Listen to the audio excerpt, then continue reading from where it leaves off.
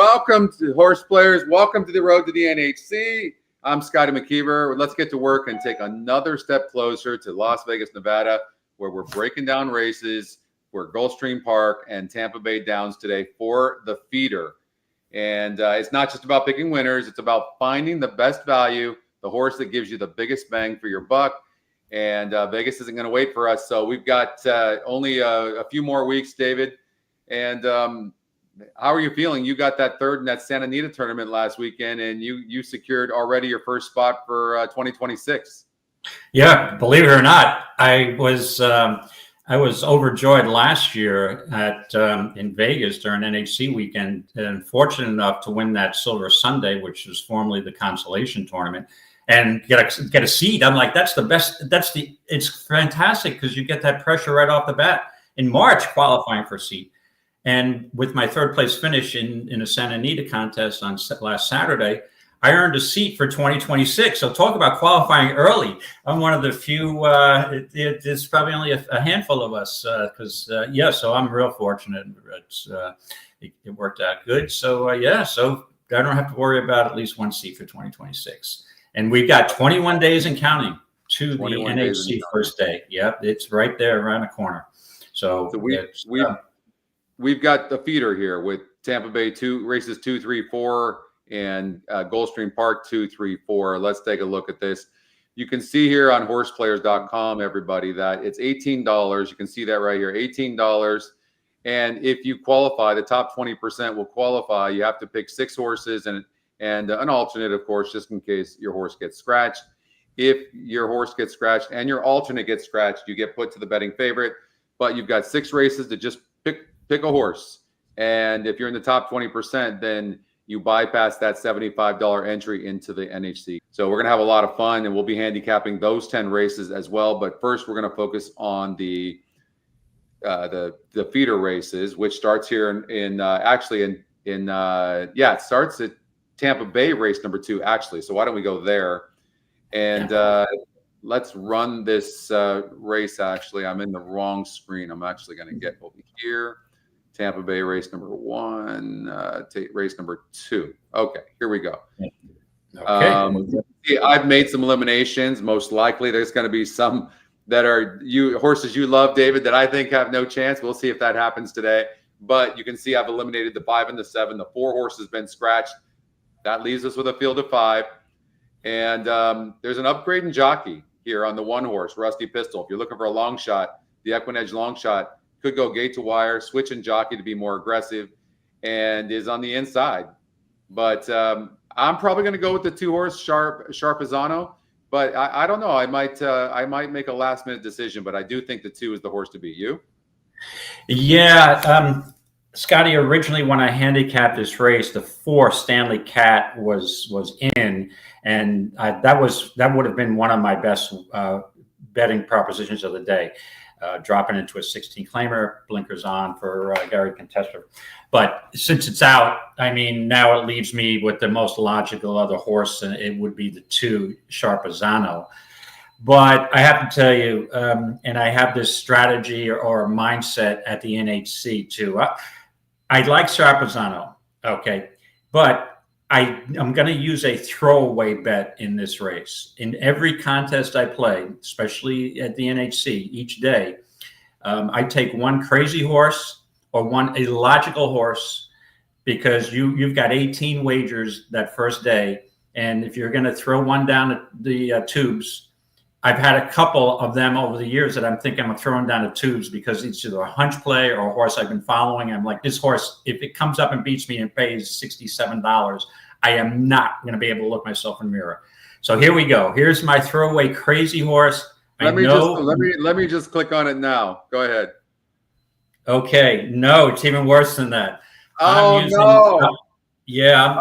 on the very first race. You're going to make me break out the horses I scratched. Okay, go ahead. Yes. So I'm using reluctantly using the 7 this time. Yes.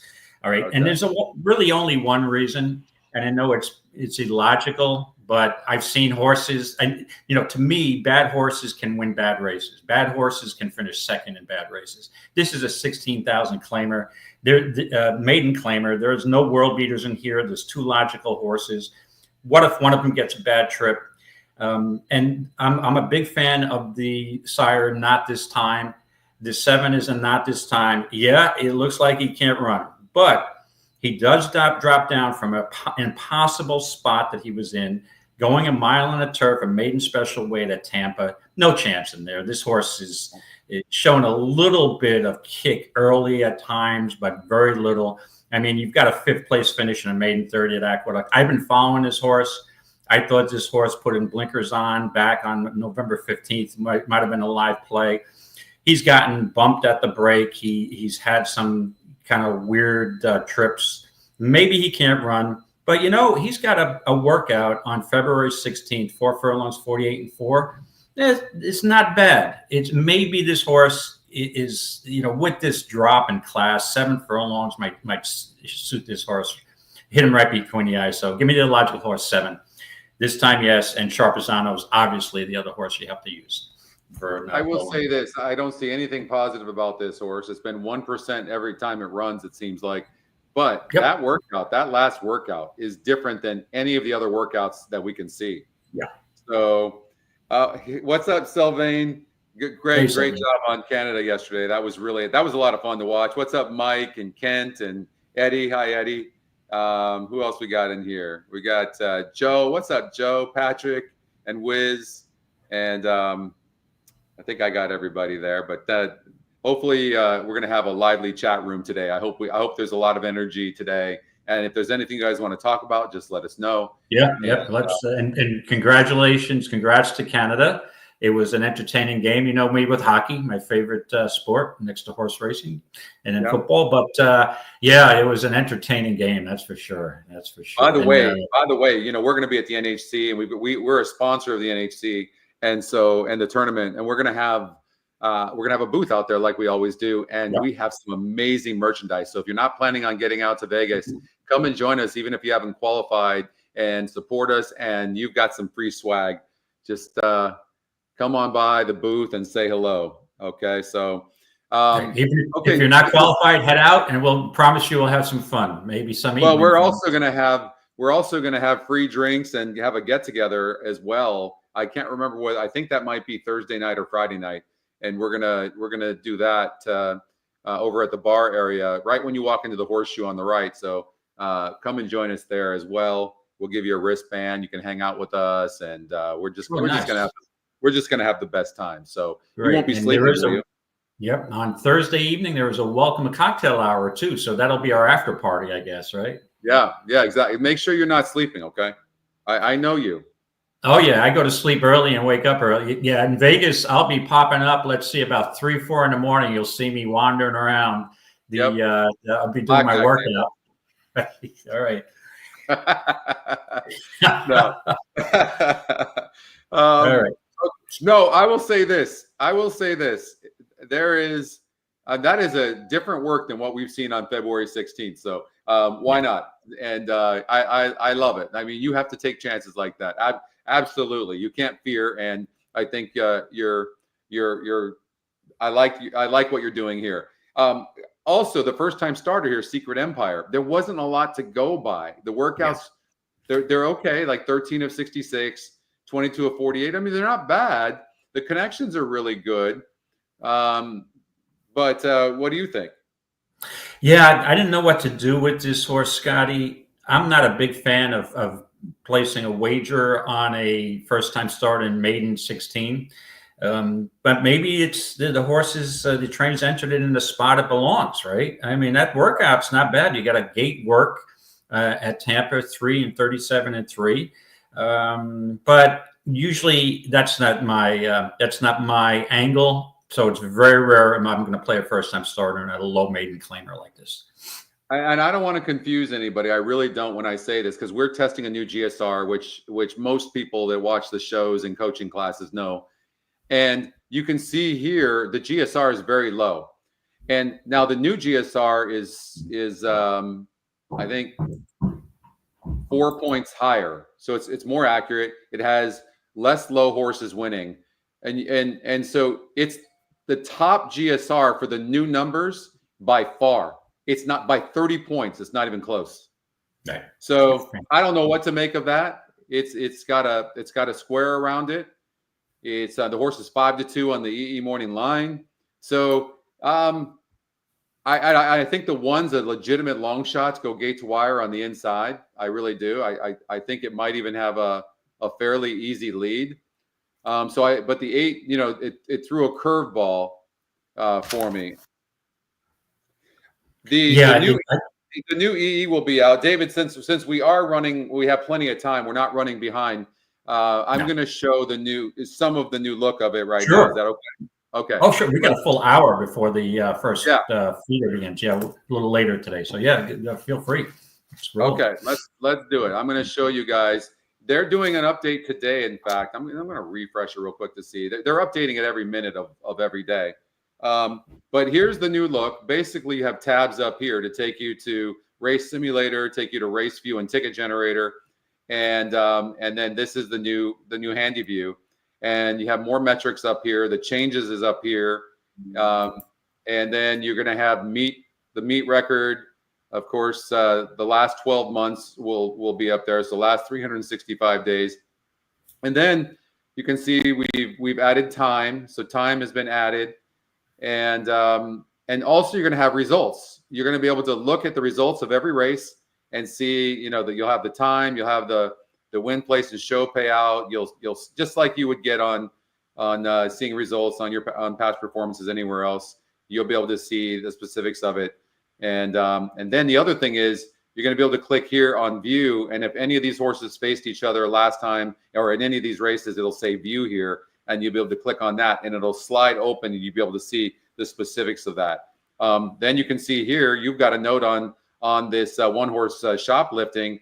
And nobody has to click on anything. You can see it. You'll be able to see any workout notes, and then you just keep on scrolling to each horse. Although I don't know, and it's buggy, right? This is just a testing site, but there you go. You kind of get a feel, and it won't do that. It literally just scrolls. It's really cool without any kind of like that. It doesn't do that, and so yeah. It's really neat. And also, let's see if there's any horses that have been, let's see if I can find. Okay, you see this right here where it says 6 furlongs, David, and then there's like a green patch and then a white cross.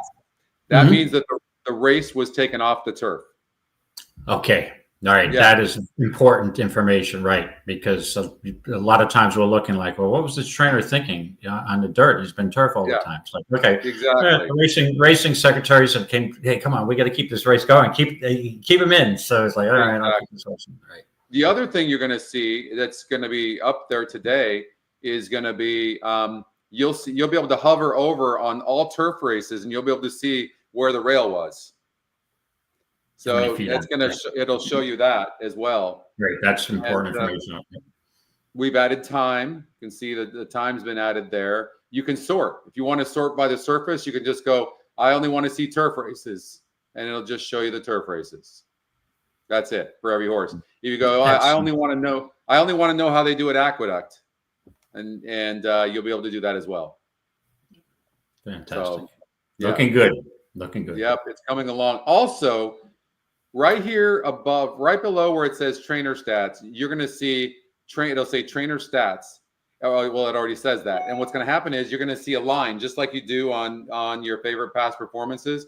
You're going to be able to see we have, in fact, 50 trainer stats now. Right now, we only have like 6. We added 50 more such cool trainer stats, and they're going to be all on the line here. And then right here on the right will be fixed jockey trainer stat. Okay. Yeah, and it's perfect timing, just right before the NHC. So it's going to work. Right. Well. Yeah. And then you can just come over here if you want. You can go to the race simulator. You can go back immediately. You can go to the ticket generator and so forth. Anyways, it's just every day it looks better and better. What's going on, Oldie? Hey, Oldie. Yeah. So this will be ready before NHC. That we're very confident about. Okay, look, it's solely because of this damn the GSR on the new GSR and it being 30 points ahead, I'm going to go with the first time starter. I think it's sneaky, so I'm going to go with that. Although I think the 1's a viable long shot, and I think the 2's the horse to beat. I'm going to do the 8. You're doing the 8 Secret Empire. Okay. Yes, sir. All right, let me lock you in, Secret Empire, and I've got the 7, the illogical horse this time. Yes. So. All right. Okay. Let's see here. We've got Laurel Park coming up in 10 minutes from now. We'll show you that race. We have it live for you, so why not? Courtesy of the Stronach Group. Thank you to them and all those wonderful people over there. They, from the very beginning, were the first ones to give us the ability to show race replays, live streaming. We'll have live. By the way, oh, you guys didn't see that. I don't think I showed it to you guys. You ready for this? Hold on here. Boy, you're pulling out a lot of surprises this morning. Yeah. Well, look. Why isn't it showing it? Oh, because I'm on the wrong tab. Here you go. You see here on the left. What is that? What is that? What does that say? I can't see it. You can't, okay, if you can't see it, then I need to make it bigger. I need I might need my reading glasses. It may be a me issue, not a you issue. Video. You're going to have race replays. You're going to have race replays right there on every line, on every track that's approved us. Right now, we have about 40% of the tracks that have approved us. By the way, we're releasing everything, all this new stuff at no cost. We have such an, and we're going to have live streaming, by the way, if we have approval from the tracks. And again, we have about 40% of them, and it's going to say watch live up here on the top. And you'll be able to click on that and watch the live races as well. So hopefully we'll continue to get more and more approved tracks. But by the way, everything here to offer more value, and we have such an amazing community, and we want to keep that. So there's going to be no charge for all this. And by the way, the video it costs us a lot of money. I lost David there, but I'm sure he'll come back. But videos, it does cost money, and but hopefully this is going to bring a lot of energy to the community, and that's going to rub off on a lot of other people that have yet to be introduced to EquinEdge. So, all right, back to the handicapping. Let's get back here. What's up, Willie? It's in my mind, this is the number one update that we have ever done. And I don't even think it's close. That's how good this update is. There's 50 new trainer stats, but there's also probably 25 new tools. I know I missed half of them easy. So yeah, you can see I'm super pumped about this release. I mean, I'm one of you guys. So first and foremost, I'm a handicapper. And it pumps me up to release stuff that I love, because I feel like I have a good pulse, at least. And I'm not one to compliment myself, but I do feel like I have a good pulse on what you guys want. There's David. That's what I'm hoping for too, Wiz. And but all right, David, you're back. I'm back. I guess the universe didn't like my horse in the 7. They said I'm not legit, so they got rid of me. Exactly. Okay, David, you've got the 8 horse in race number 2. I've got the 7 horse. I'm sorry. I've got the 8 horse, the first time starter, and now we're on to race number 3. And I'm on Starship Magellan, who actually wins the race simulator. And the horse had a rough trip last time out. It's second off a layoff. You get a you get a good jockey. I'm not going to say much better than Harmeel's a good jockey. But the win percentage goes from 2% to 24%. But the thing is this horse has wanted dirt all along. This is the thing that got me. It's not only the EquinEdge long shot. It not only is dropping 6 points in SOR, it's going from 2% to 24%. And the GSR is going from 46 to 63. And it's the EquinEdge long shot. And it's 5-2 on the EE morning line. There is nowhere else for me to go. Yes. Yeah. I kind of figured you'd be all over that horse, Scotty, based on the numbers on EquinEdge. But I still have a concern. Anytime a horse is trying a surface for the first time, But again, it's a risk reward issue with me, and most horse players, in my opinion, should look at it the same way. If you're getting 5-1, if you're getting 4-1, that price, in my opinion, is acceptable. Trying a horse trying a surface for the first time. However, if this horse is 2-1, I don't want any part of it. The issue is it's pick and pray, so we don't know what the horse is going to be. But I did give the horse a long look. This is a 7 furlong maiden $10,000 claimer. So it's even, this is the lowest they get in Tampa. And the horse I'm interested in is the 4 in the weeds, which is the second EE pick. This horse began its career on the dirt at Tampa, so we know it does have experience over the track, and finished an even third for maiden 25 back on December 11th. Did move to the turf, stretched out, and really didn't fire in either effort, but both starts, this horse had excuses, steadied, and then off a bit slow in the last in maiden 16. Drops down to the bottom. Preservationist, in my opinion, let's look at the GSR. To me, a preservationist is looking for dirt. Let's see, where's the GSR here on my horse? 62, which is right in the, and it's only a few points off the top. So I would prefer to see a little bit more of a workout pattern, but again, this is a $10,000 claimer, so I'm not going to go crazy. Second time Lasix, actually first time Lasix, and at this spot, in this weak spot, dropping down to 10, I think this horse is live. So give me the 4 in the weeds, and I agree with you. To me, the other live horse here is the 8 Starship Magellan. So 4 as my primary, 8 would be my second. David, and I agree with you. Look at this 4 is absolutely live. It's moving up 11 points in GSR. It faced a 42 group last time out and broke last from the 2-hole and actually made a move on the turf and a surface it probably didn't want. Camacho jumps aboard. He was aboard for the first 2 races. The time in which this horse actually had a GSR like this was its first race, and it ran 3rd against a 44 group. This horse is absolutely live, and for me, it was between these 2 horses. I love the 4 and the 8 in this race, and I think the 4 is a major player. Yep. Okay. All right. So 4 for me and 8 for Scotty. All right. Race number 4.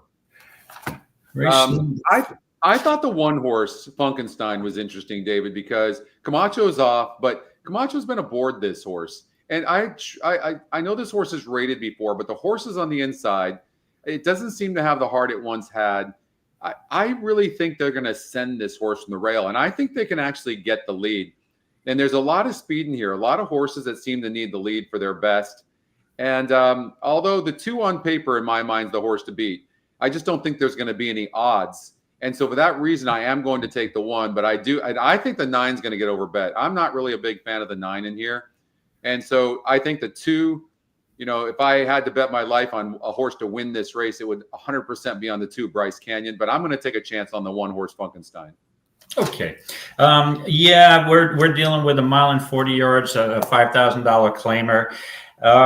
Yeah, I looked at Funkenstein, whatever you want to call this horse, but the concern is more second place finishes than first. 5 career wins, 11 career seconds. This horse usually is on the fringes. I'm not sold in this spot, but it definitely, in this weak field here, is a contender. But I told you it would get a little more logical. That's why I went with a crazy horse in the first leg. I'm all over Bryce Canyon. I think off of the layoffs, since coming from Gulfstream synthetic to PETA, and having that race over the track where it was circled the field and with a slow start, it was a pretty contentious pace, it looks like, and had a strong second. With a little bit of improvement off the layoff, staying at the same level, this horse looks so logical to me that I can't resist. I know it'll be the favorite. I'm not huge on playing favorites, but when I do reach out for a favorite, I have confidence. So I'm going to go with the 2, Bryce Canyon here. All over Bryce Canyon. All right. You're on the 2 horse. I'm on the 1 horse. We have a wet track over at Laurel Park. We are going to show you this race live. Let's handicap Laurel Park. And I know I'm just popping this up on you, but let's. That's okay. When I was disappeared for 5 minutes, I went into a Laurel Park zone. I like the one horse. Okay. Fast talking man, right. man from the rail, dropping down to 25. Second time blinkers, should show speed. Maybe it's shouldn't show improved speed. Maybe you got a wire job here on a horse that doesn't look like having a lot of speed. So we'll see. Blinkers on should help. Yeah. So the 6 and 7, the 7 horse is really interesting to me. I remember looking at the trainer's numbers with first timers. I don't think 5%. It's low, but that's why, like, what I was interested in was it's 5-1 on the EE morning line. It's got a low win percentage, but the first thing I look at is like a horse like the 2 horse. It's going up in class. I mean, barely won last time or got second last time out. And yes, it improved, but sometimes trainers can get overconfident and it draws inside and it's not the fastest horse in the race. There's some speed in there. I think this horse is burning money. The 3 horse Tetched seems to be a horse that needs the lead for its best as well. And I think there's just going to be a ton of speed in there. And I think it sets it up for a horse like the 5, 6, or 7. And look, the 5 horse is an EquinEdge long shot first time starter. First time starter, and you know how deadly those are. They won yesterday as well. Yep. I think an exacta box 5, 6, 7 is in play. That's what I think. Oh, okay, I like the 1. So we're on 2 different. But again, I looked at it quick. Speed handicapping, blinkers on from the rail. Yeah, so I'm on the 1. So hopefully, out of 1, 5, 6, 7, we'll get a winner out of it. Me and Oldie agree. I'm not sure if that's good or bad.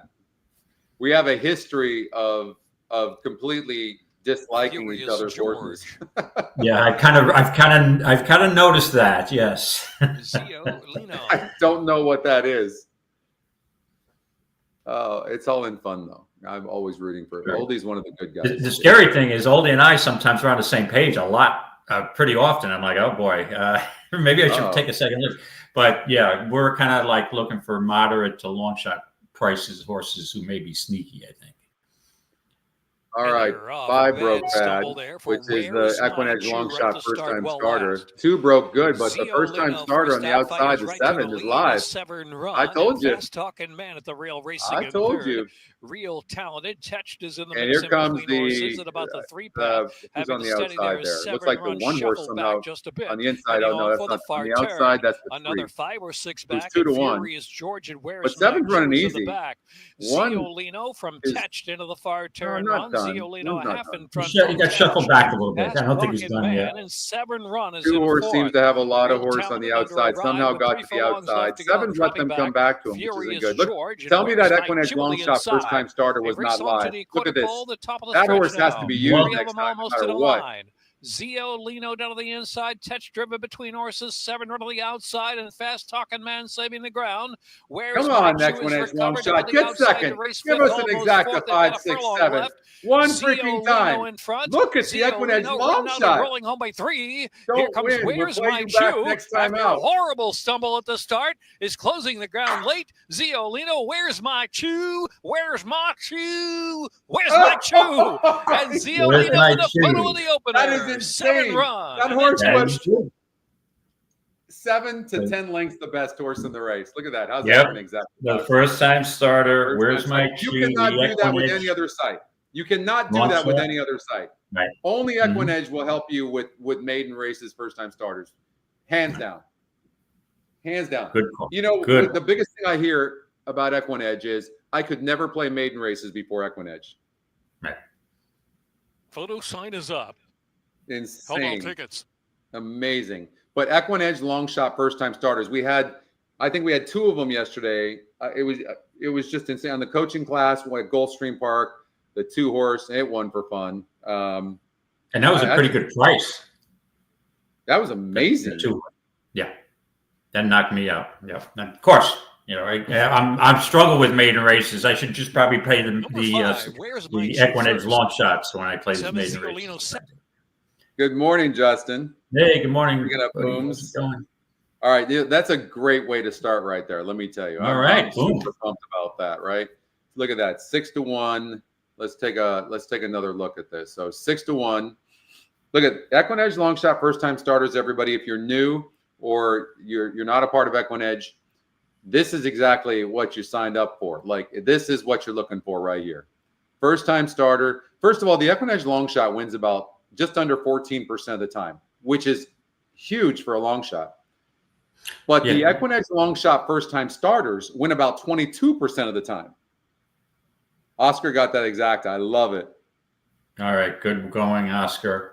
The horse got that bet down to 3-1 too.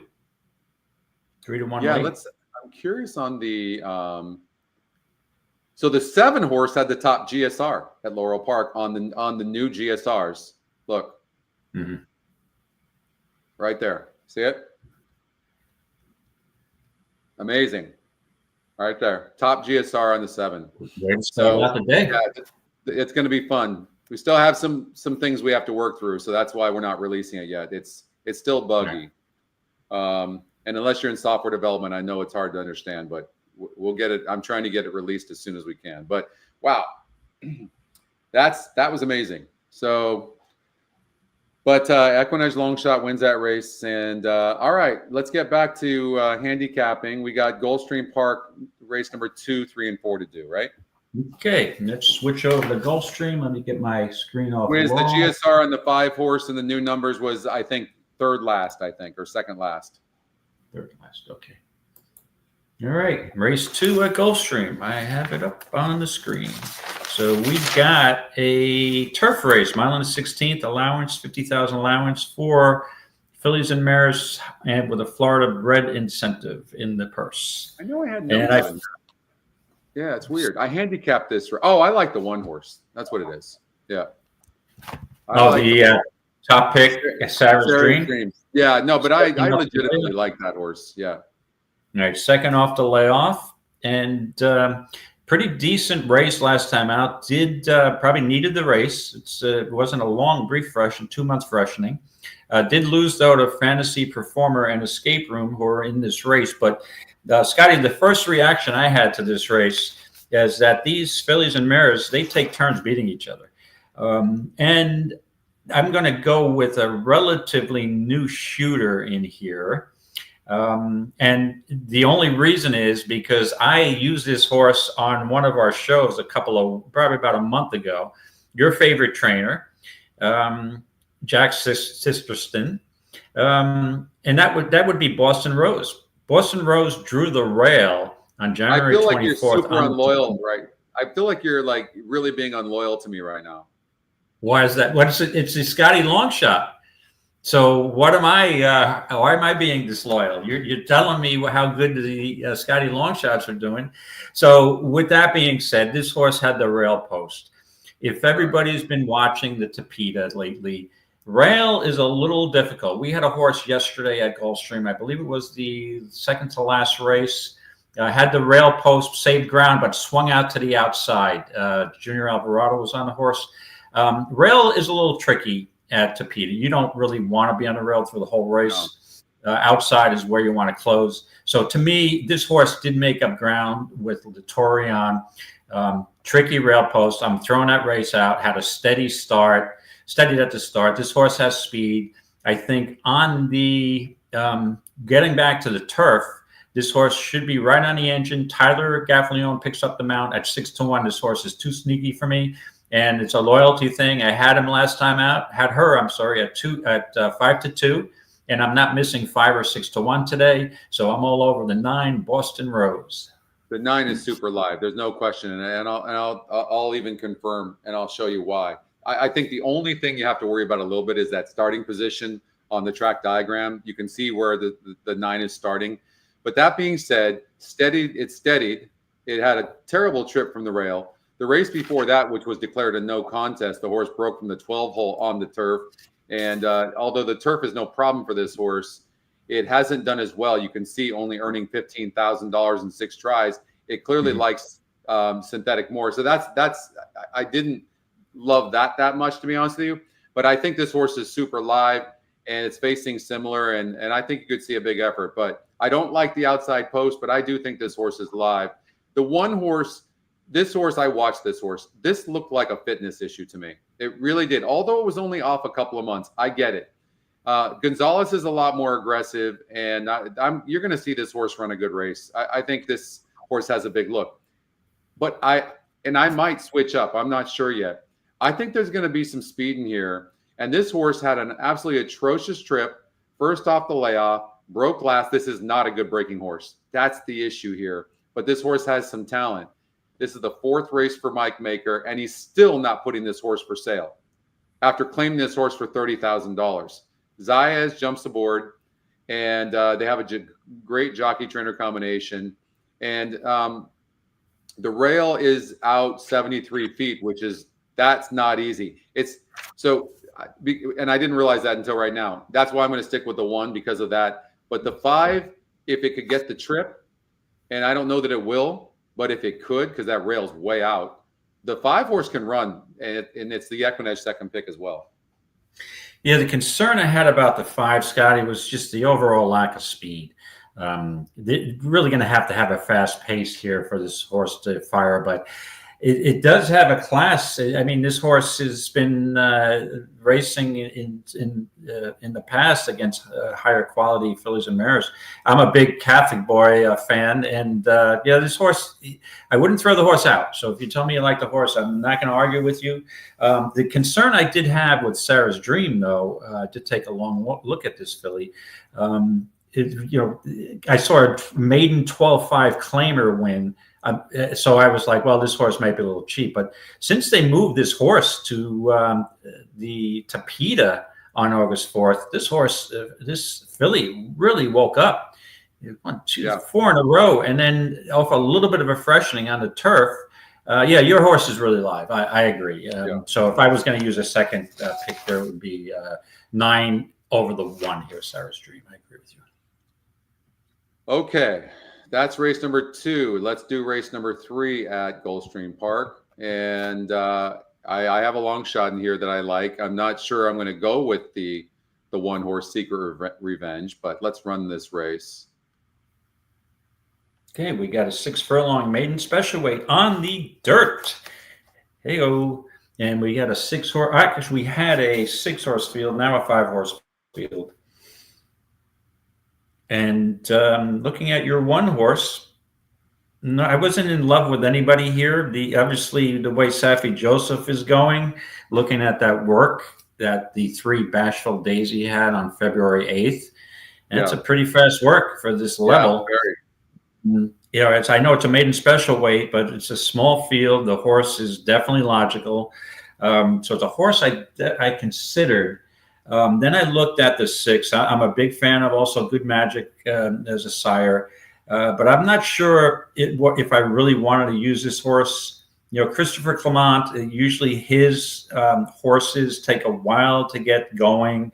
Normally they're closers, but this filly began her career at a mile on the turf at Gulfstream and had a terrible post and bump start. Maybe showed a little life there, but does this filly really want dirt, or is this just a prep race? That was my concern. So I guess with that being said, I think I'm going to call an audible here. I was originally going to use the 6. I think I'm going up to 3 Bashful Daisy. I'm going to take a shot with the Safi first time starter and the EE second pick. So give me the 3 here, Bashful Daisy. So the current GSR that we have is a great GSR. There's no question. And we're getting smarter with our algorithms and we're learning a lot. So, but it can be confusing. And the reason is we took a completely different approach with the new GSR, the one we're working on, and the current one. And so it's confusing. And this 6 horse is an example of that. You ready for this one? If this thing is correct, it's saying that the GSR was a 34 for the turf, and this horse wanted no part of turf. And it's jumping from a 34S GSR to a 67 GSR. And it broke 10th last time out, and in the stretch was only 5 lengths back. Off of that, and it's even money on the EE Morning Line. If that all is true, then the 6 wins for fun. And it has that experience now. So it was very confusing because I also think the 3 is live. That was a bullet on February 8th. And, so And you also like the one. And well, I do like the one. And let me tell you about the one. The one also is going up in GSR after that last performance. It didn't want any part of the synthetic. At least that's what the new GSR is saying. Didn't want any part of it. And so, you know, I'm going to take a risk that the new GSR is correct. And if that, and because the story makes sense to me as to why the horse just kind of stopped. Because a lot of times horses that don't want a certain surface will run good for a little bit and then stop. Plus it broke 10th, to be fair. So I'm gonna take the 6 horse. I'm gonna take the 6.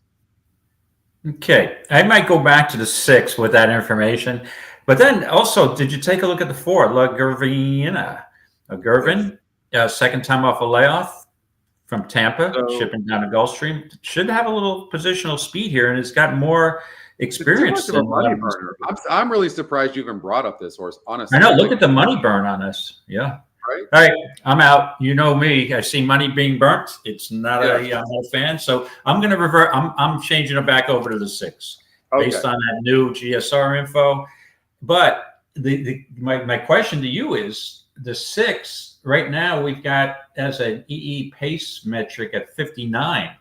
You think the 6 is going to have the lead over the 3? It's possible. I mean, 3 is a first time starter. I don't think we know. Even the race simulator is saying that the 6 is not going to clear. I don't think the 6 needs to clear. And Oldie, like I came in, you can see, wanting to choose the 1 on the new GS. Well, look, you can see, and I understand why. Even on the current GSRs, the GSR is going from 45 to 71, and the horse didn't run all that bad on the synthetic. This is the 3rd race off the layoff.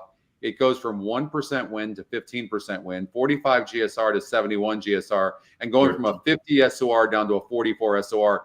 I mean, and then the new GSRs confirm the exact same thing.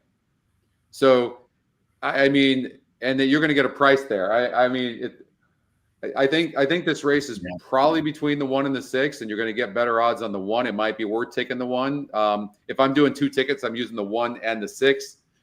That's a tough one. I mean, and the 1's going to save ground on the inside as well. And I do like the rail sprinting at Gulfstream.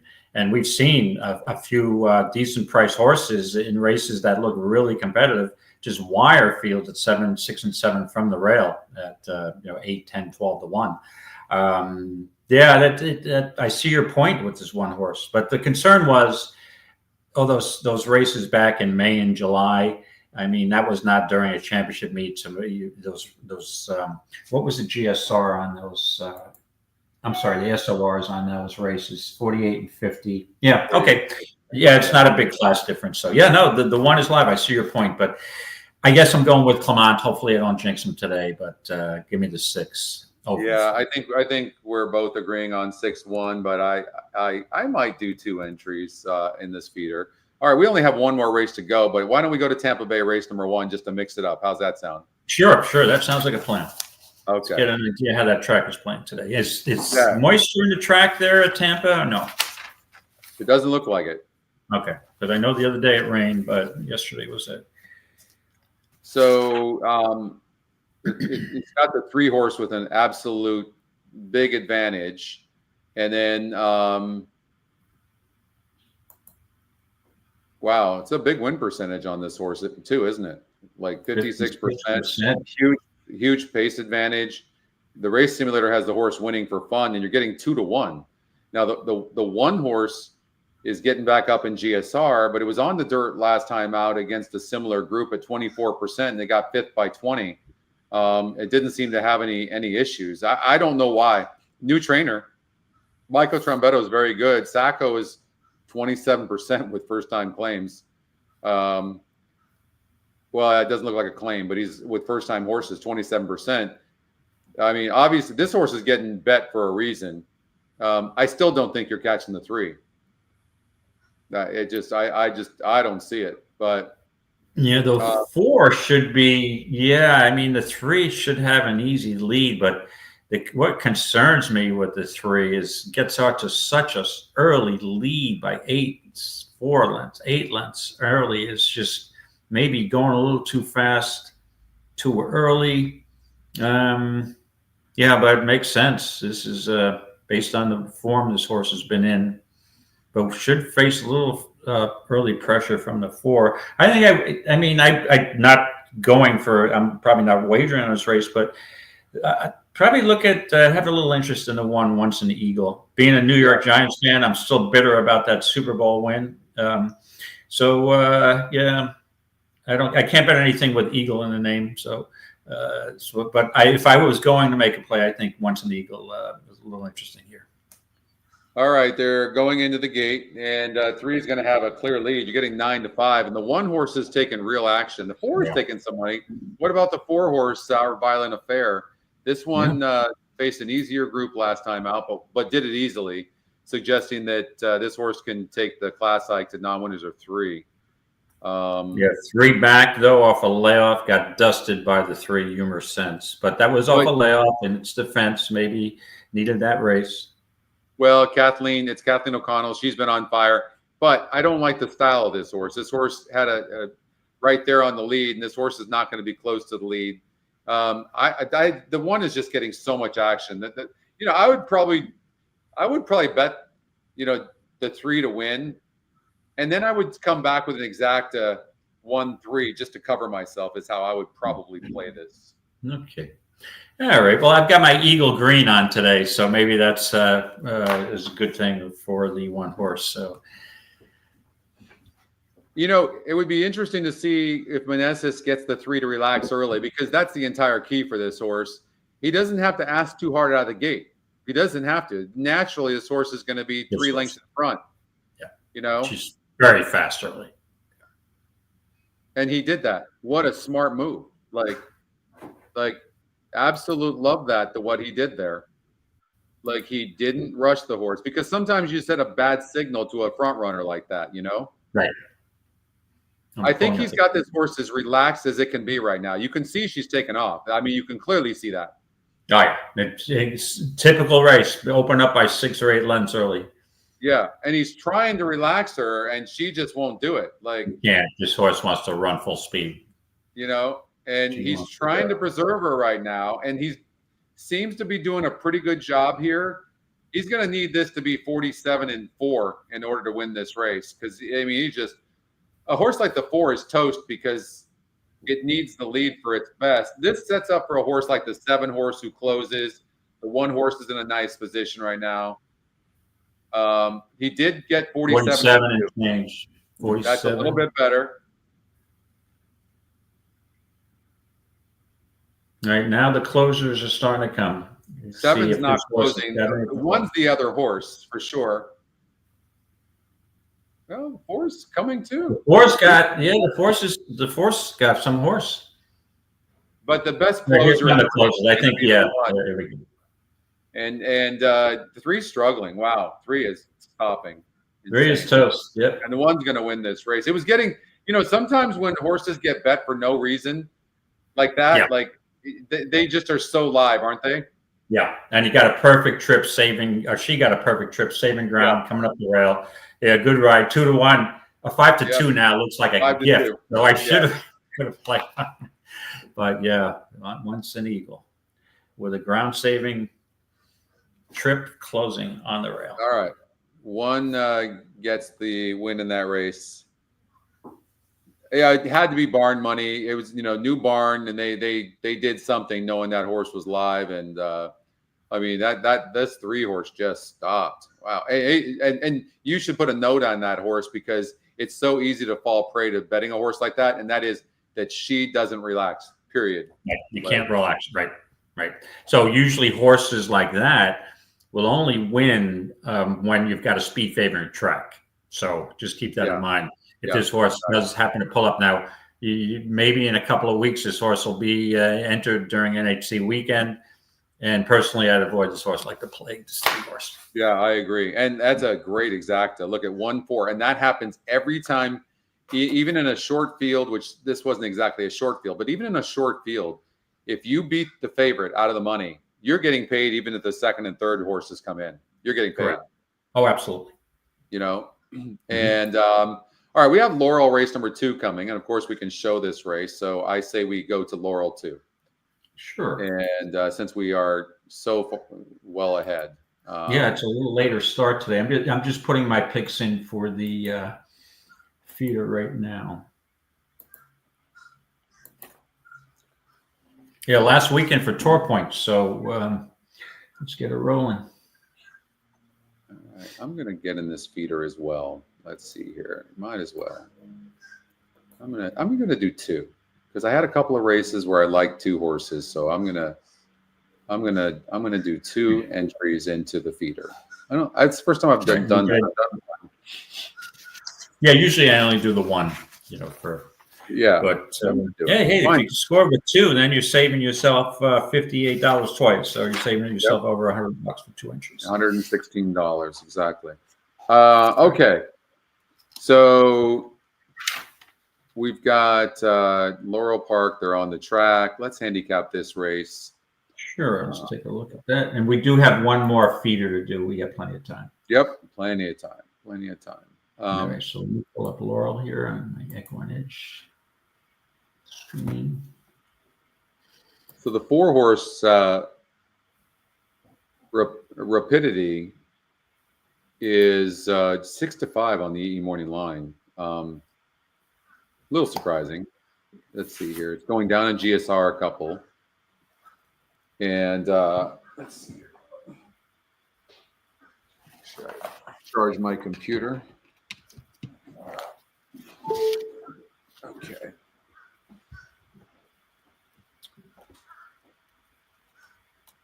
It's facing a little bit easier, and the win percentage goes up, and it's second off the layoff. Kieran McGee is 25% off the layoff. He's good with first off the layoff as well at 19%. But certainly in the shortening up in distance, he's never been 5.5 on the dirt. So he looks like one of the ones. It doesn't look like all that.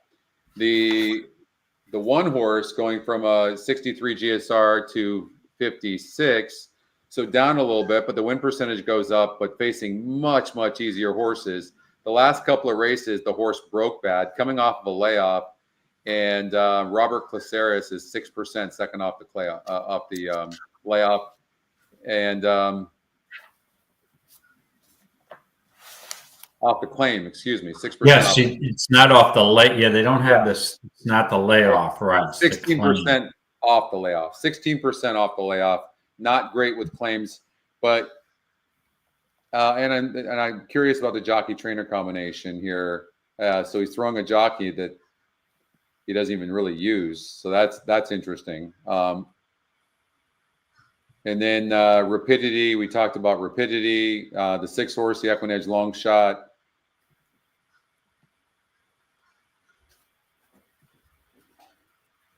Metagooch,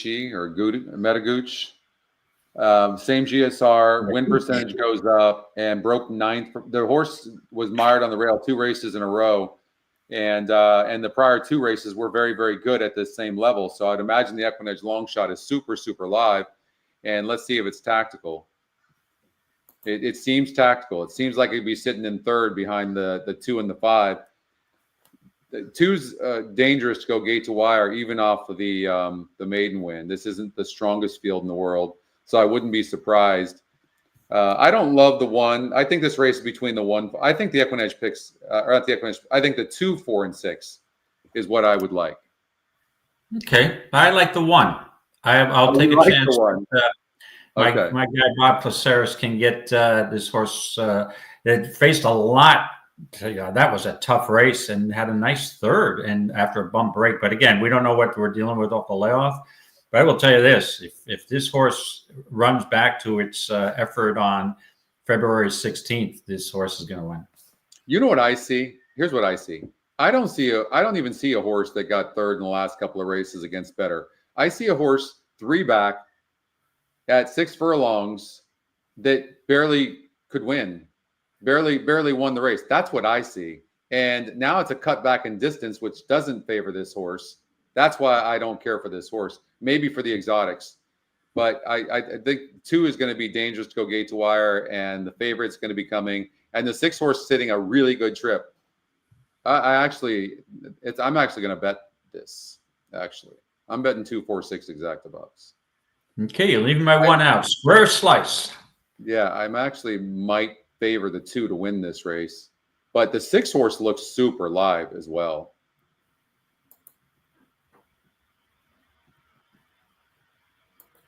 All right, let me see. Let me pull up the feed here. They're loading in the gate, I think, right? Yeah. All right, we see things a little differently. I usually don't. I usually give a horse a race off a layoff, but I think this. I'm going to reach out here with this one. It's being bet down to 2 to 1. I want to see the 6 horse just. I want to see the 6 horse just break out of the gate great and just set a perfect trip. Yeah, I'm looking for a good amount of pace up front, and give me the one with a rail skimming ride closing up the rail. How about that? Thank you, Jeff, by the way. Yeah, thanks, Jeff. One has one broke good.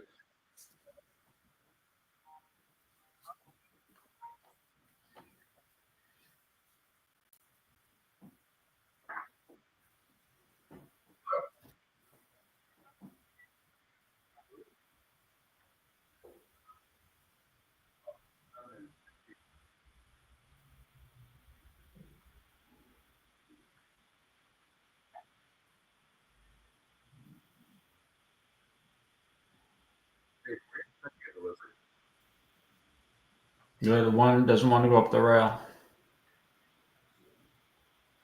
A little reluctant there. Maybe she'll come now. Here we go.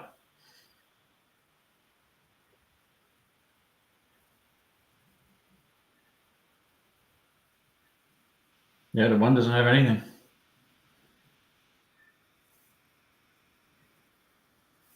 The 4 horse Rapidity. 4-2-3. And the one did need a race off a layoff, correct? All right. 4-2. 4-2. 42. Okay, let's get back to Gulfstream Park. So let's do Gulfstream Park race number 3. We'll be done with the feeders, and then we'll watch race number 1 at Gulfstream Park, and we'll handicap that. How's that sound? That sounds like a plan. Actually, we are on race number 4 at Gulfstream, correct? Yes. Yes. Okay. This race, we've got a 7 furlong dirt race for 8,000. Non-winners of 2 lifetime. Let me just pull up my Gulfstream EquinEdge page. But we're on race number 4. We already did race number 3. Excuse me. Yes. So we've got 2 scratches here. The 6, who I liked a little bit, and the 7. So now we've got, let me just adjust my numbers here.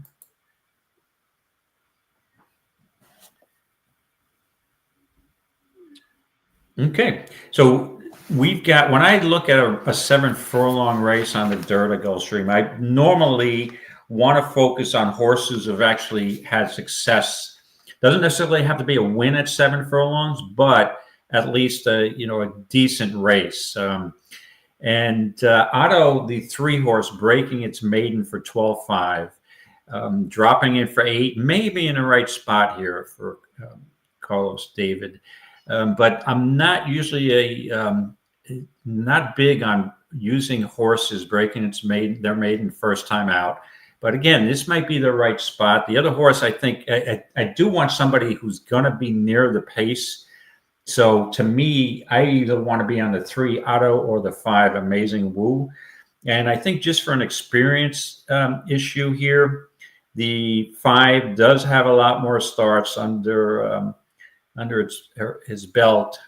And the last race had a bump start. The 2 prior were decent third place finishes, had a second at 7. 7 is a little bit of a question mark for me with this horse, but I'm going to go with the 5.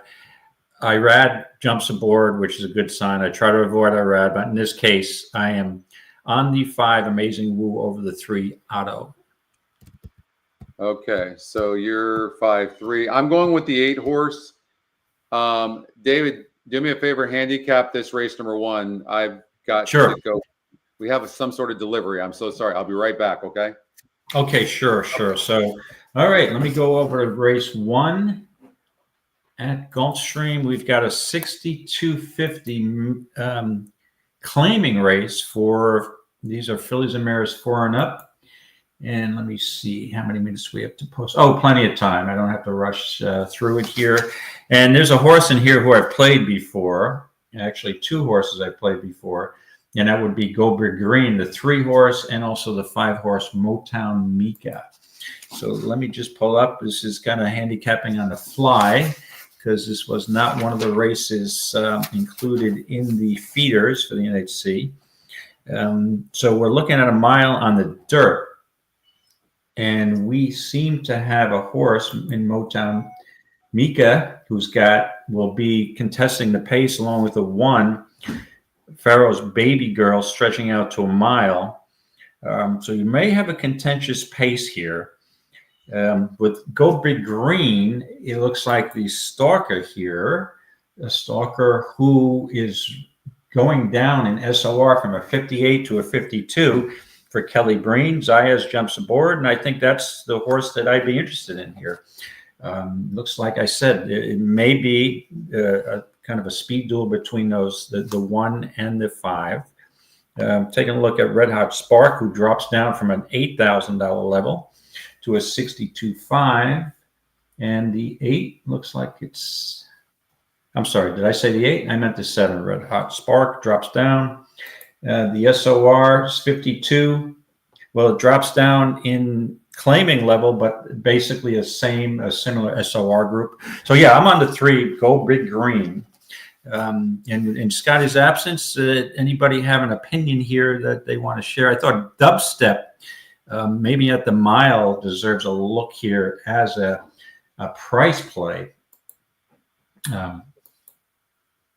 Cheap speed at Gulfstream, off horse. But yeah, I mean, you're looking at Pharaoh's Baby Girl's been as low as 62, has been in this level before. I think Go Big Green does have a little bit of a class edge. The issue is tries dirt.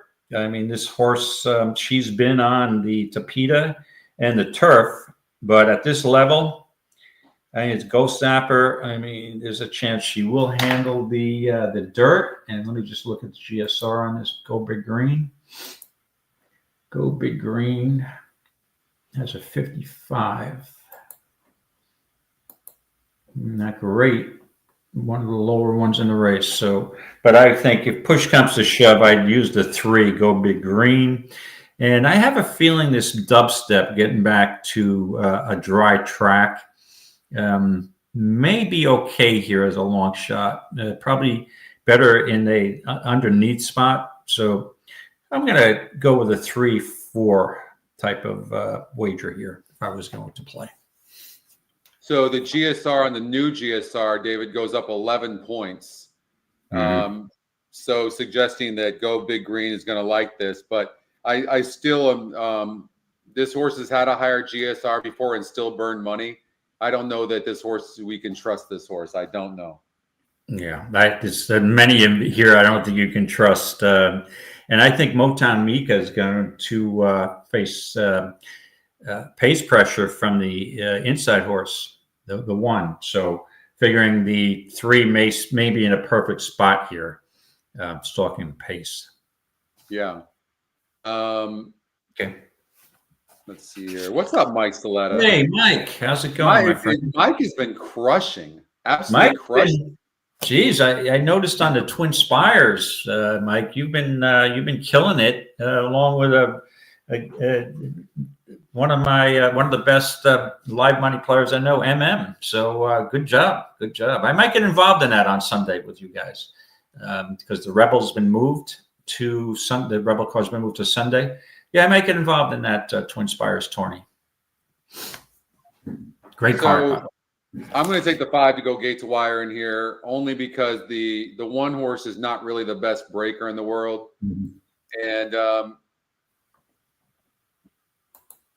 I'm not going to be surprised if the 7 ran a good race. In case if the 1 and the 5 do duel, then it would probably be the 7 horse in this race. But I think the 5 would probably be I can't remember. Mike, are you going to be in Vegas? Is Mike going to be in Vegas? I think, Mike, are you qualified? I think he's come so close to qualifying, but I'm not sure. I don't think he has. You should. Yeah. He should come anyway, though. Yeah, he's not. Yeah, you should make a family trip. Bring the wife for the weekend, but you still got a little time. You still got a couple of weeks. Yeah. The tour ends Sunday, but you still have a few weeks to qualify without getting tour points. So, by the way, I want to give a shout out to Brad and team for the site's running really good. We've had some bugs all week, a lot of database issues, guys. It's so complicated, some of this stuff. And so if you've seen some, like, especially like future date stuff, it's because the system, the database will get backed up and then things stop updating current. And so Brad, if you're watching, the site's running great. So big shout out to Brad and Ryan as well, and the entire team too. And they're working really hard to get the new Handy View released as well. So big shout out to the team, and they're doing a great job. Malcolm's doing a good job, and Kathy's a part of it as well, and Ramey, and of course we've got Riley and Amy and Anna, and we have just an amazing team. And then also too, a big shout out to you guys too. The notes have been amazing. Especially, I got to give a big shout out to Justin.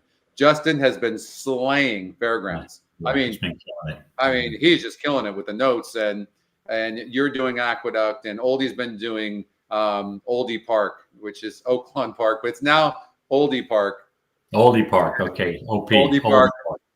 And then Chris is always writing up for the shows, making sure that all the links are for the shows and doing all that stuff too. And very rarely get a chance to just thank everybody that's involved in bringing EquinEdge to you guys. It's a really, it's such an amazing team, and we're not without our issues for sure. But man, I tell you what, there is no lack of effort involved. That is for sure. Oldie Lawn. Okay, he even likes Oldie Lawn. Oldie Lawn. Oh, yeah, Oldie Lawn. I kind of like Oldie Land better. I don't know. Yeah, I think I like Oldie Lawn. Yeah. Yeah, Oldie Lawn. All right, Gulfstream Park. Let's get out to Gulfstream Park. This is the opener. Has nothing to do with the feeders. Feeders coming up starting in race number 2 let's show this, race number 2 at Tampa, which is coming up in 2 minutes. So while you guys are watching this, thank you, Scott, for that. I appreciate that. Justin's been on fire. Yeah. It's amazing. And the community. Oh, a big shout out to the community. I mean, they are so loyal, so helpful to everybody. Everybody knew. And I think this is the best release we have ever had in the 5-year history of EquinEdge by far. And I am hoping that it's going to really open the doors to a lot of people who are going, I've liked EquinEdge, but it's still missing too much for me. Well, we've hit up and added probably not only 50 new trainer stats, but probably 30 new line items, new tools. Mm-hmm. And so I think people are going to be really pumped. Finally, race replays and live streaming on our site for all approved tracks. Big shout out to the Stronach Group. Big shout out to Keeneland and Jim Goodman. I mean, and there's more. I'm missing some, but yeah, pretty neat. Hopefully the others will come around as well. Oh, thank you, Jeff. Thank you. The community is amazing. The loyalty. And there's nothing like, I remember the beginning shows that we had. Like, David, we were trending on YouTube in the beginning of my shows when I was living in California. And we would get 500, this wasn't even on Twitter at the time. We would get 500 concurrent people on YouTube alone. That is fantastic. That's really good. It's unbelievable. And then we got flagged for copyright, and they shut us down for a month and a half. Mm-hmm. And that really hurt. Those bastards. Yeah. Thanks, Mike. Yeah. Thanks for the feedback, Mike. Do our best to try to pick some winners here. So, did they move up the post times at Tampa? Because I thought it was 12:58 and it's saying less than 2 minutes. I'm not sure. Using bad weather. By the way, too, just a huge shout out to Ryan. Ryan's just he's honestly my left arm, and appreciate Ryan. Parks, Woodbine, Horseshoe Indy, Hawthorne. Brad, if you're watching this, you should write this down to make sure that we get these. Oldie, can you email Brad and me on that, if you don't mind, when you get a chance. Yeah. So we can make sure that we get that, because I'm looking at staging and we don't have those tracks up there. So if you don't mind. Okay, my bad. They're off. Tampa's 6 minutes to post. So 5 did not clear early, which is that's not great for that horse. I was worried about the 1 horse breaking, but I also didn't see the 7 horse being so close to the pace. The and 7. Do you see the way it's running? It's really Yeah. off. And that you just decide to take her back. Well, let's see if the 5 can rate. I love the strategy of the 1 going, because sometimes you have to take it to the favorite, or else you're just going to give the favorite the race, right? Mm-hmm. But I don't see one time in which this 5 is 1 coming from behind. Never. I just haven't seen it. Look at the 3 just cruising. Okay, here we go. Go Big Green just cruising on the inside. Yeah, it might get trapped though. Saving all the ground, but it's got to get out.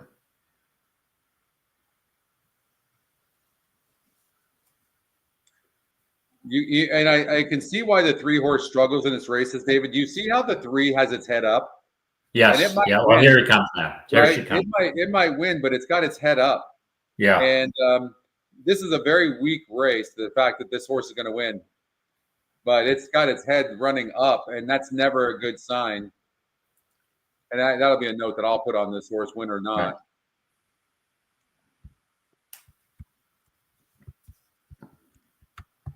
Right. We talked about the GSR going up on the staging site for the 3 horse, and you get 2 to 1, beat the even money. Look, here's staging. 5 horse. The 3 has the highest GSR, but this is what I noticed. It's going from a 53 GSR to a 64 GSR, getting back on the dirt. So for whatever that's worth, it obviously, yeah, I mean, the new GSRs is definitely doing very well. Okay, we're done with everything, right? I just got to put in our stuff, right? We did the race number 4. I like the 8. You like the 5. Okay, so I just have to fill in both of my entries now. So bear with me here, everybody, if you don't mind. Tampa's okay. So Tampa, we've got 3, probably more like 4 minutes to post. And Scotty was on the 8 horse, who's currently 5 to 2. And I'm on the unlikely long shot, the 7, who's actually taking a little money here. I don't know if it's some of my money that's still in the pool, but 11 to 1 on the 7. Yeah, it's showing a little. I thought we'd get much higher than that, but obviously this horse should drift up close to 20 to 1. We talked about this horse getting a jockey upgrade and maybe sending from the rail. No, 5 to 2. This horse looks tough. It's going up in GSR. It's going up in win percentage. It only has 1 third-place finish, but the 2 horse going up from, but the 2 horse has burned a lot of money too. It has burned a lot of money. And the 8 horse is actually getting bet. It's a first time. Oh, that's right. The GSR is massive on the new GSRs on the 8. So, okay, I'm going with the 8 on both of my entries for sure. Yeah, the 8's taking money. No doubt. 3 to 1. And then in race number 2 at Tampa. All right, let me mute that. And you're on in race number 3 we got to go to. Race number 3 at Tampa. 3, I'm on the 4. You're on the 4. And I like the 4 as well. So I'm going to play the 4 on one ticket and the 8 on another. Okay. Is what I'm going to do, because I really do like the 4 as well. Right. And then in the 4th race, I like the 2 Bryce Canyon. And I know you thought this horse was live, but you're going to Funkenstein, correct? Yeah, I might do one of each. Yeah, the Funkenstein, but I really like Bryce Canyon as well. So, and I struggle with this part of it, David. When you have 2 entries, like which one do you put on what? Because you don't know which one's going to win. Like that's the hardest thing to do. Right. The issues I've heard from contestants at the NHC, 2 issues. Too many races to handicap, so we want to whittle that down. And the other issue having 2 tickets for some players for the first time gets a little challenging. So I think it can be distracting. I'll be honest with you, because the 2 years that I had success there, I only had 1 entry in both. So not necessarily. I know there's certain players that say that you probably can't do well without having the max amount of entries, but it depends on the player. I mean, sometimes it can get distracting. Yeah. Well, and Paul Callia, we talk about this all the time. When he won a few years ago, holy crap, did he do that well? Yeah, he was. Right. He was confident with his plays. He played some horses on the same ticket that he had the most confidence in, and then varied his picks on the both tickets. And I think that's a good way to play, because if you start looking at your best bets of the day, why wouldn't you want to use them on the both tickets, right? Yeah. But I don't think, I'm not the type that's going to, there are certain players at the NHC who are going to, with the 2 tickets, they're going to use the same exact plays on both tickets. I can't play like that. I think that you're not spreading enough doing that, but some players have made the cut in doing that. And also, I think there's 1 or 2 have made the final table with that strategy. Yeah. Yeah. And of course, as you get down, you start whittling it down on Sunday, where, okay, I'm going to be in there, so I don't have to use the same, it depends on your strategy. But yeah, Paul did a fantastic job. It's just amazing to me to get those 2. Yeah, I don't know how he did it. Essentially, because of thank you, I saw that, Oldie. Because of the way Paul did it. But essentially, what he did with his entries is he played the same horses on both of his entries, until the end, and then he had the ability, flexibility, because he was right. He was he was right at the top of the leaderboard on the final day, that he could mix and match. Yeah. That's what he did, right? Correct? Yes, exactly what he did. And I don't think this year I'm using that strategy. And I think, now again, it depends when I look at the card for Friday. I mean, if I think it looks rather chalky, and I don't think it's conducive to using 1 ticket as a long shot ticket, I might, again, until you see those entries for Friday, I'm not making a final decision as to my strategy. Yeah. But yeah, that's the strategy. 1 would be my primary.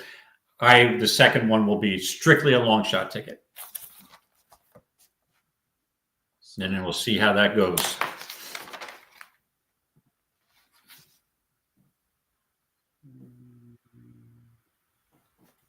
Okay, they're loading in here at Tampa for our first. All right, so I'm on the 8 horse here at Tampa. I'm on the 7, the second longest shot in the field, 26-1. See if this horse gives me a little bit of a thrill, at least. Maybe in contention coming around the turn. Good luck, everybody. All right, I'll give you my best Trevor Denman, everybody. We can't show you the race live, unfortunately, at Tampa. It'll be Jason Beam today. Jason Beam. All right. Give the best Jason Beam. Right. He's a good race caller, by the way. He is. He's super good. Yeah. Good guy, too. I was on a podcast with him a couple of years ago. Really good guy.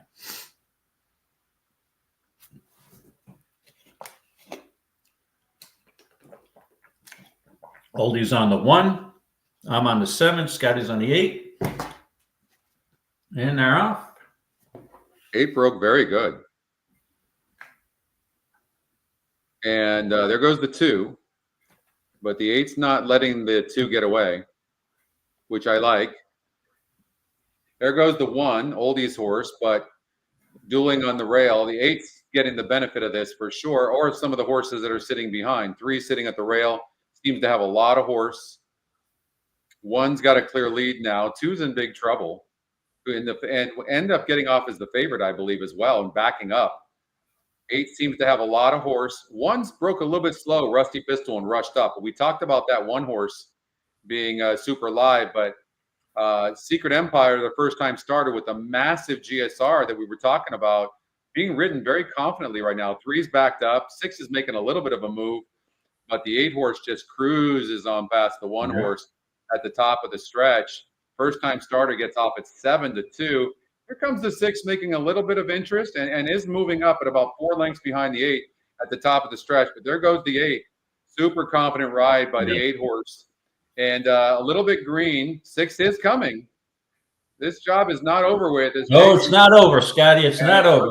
Even money This on the horse 6 is horse rolling. get on by the 8. Ah, rats. We got Nick Zito. Nick Zito breaking the ice here at Tampa, dropping down from maiden special weight to the bottom here, 16.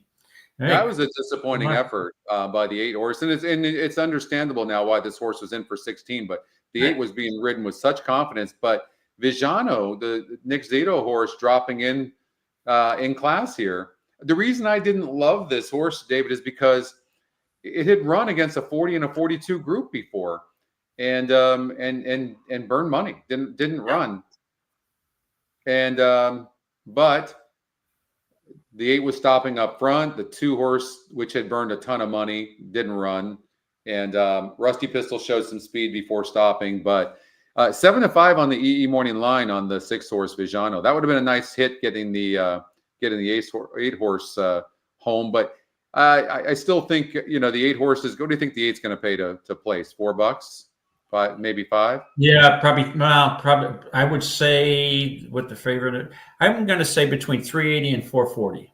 Okay, so that's okay. And then the favorite's going to pay $4 and $2.20. So you get about you got probably just a little less on the 8 horse, and I didn't expect my 7 horse to win, but at least I was hoping for a throw. Hey, I got a 5th place finish out of 34 to 1 shot. I got beat by a 52 to 1 shot for 4th. So okay, where was my throwaway bet?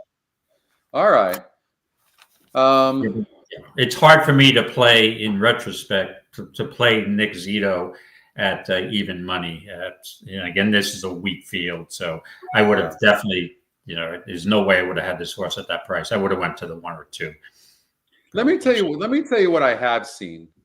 Just so you know, maybe this will give you guys. I'll give you a little tip as to what I think I've seen. I've not run any statistics or anything, but if you look at the 6 horse, and the reason I have an idea about it is because it's cost me, because I look here. I look at the race on 11-4 and 10-15, and I see SOR 42, SOR 40, and the horse burning money, right, getting 3rd and getting 2nd.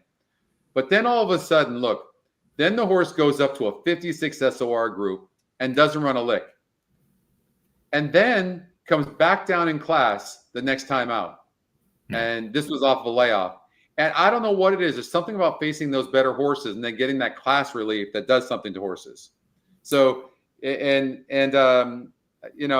hard for me to want to use a horse like that, but I have been seeing that, and that's what happened here. For whatever reason, this horse was in the maiden special weight at Gulfstream Park last time out, and he got his butt whooped, and the 6-year-old gelding finally gets a win off the layoff, dropping in class for 16,000 and getting the win. So. Yeah, drops down to the bottom, the lowest. Yeah. And good call, Jeff. I 380 is right on the button there, Scotty. You got 380. I've said between 380 and 440. Jeff's right on target.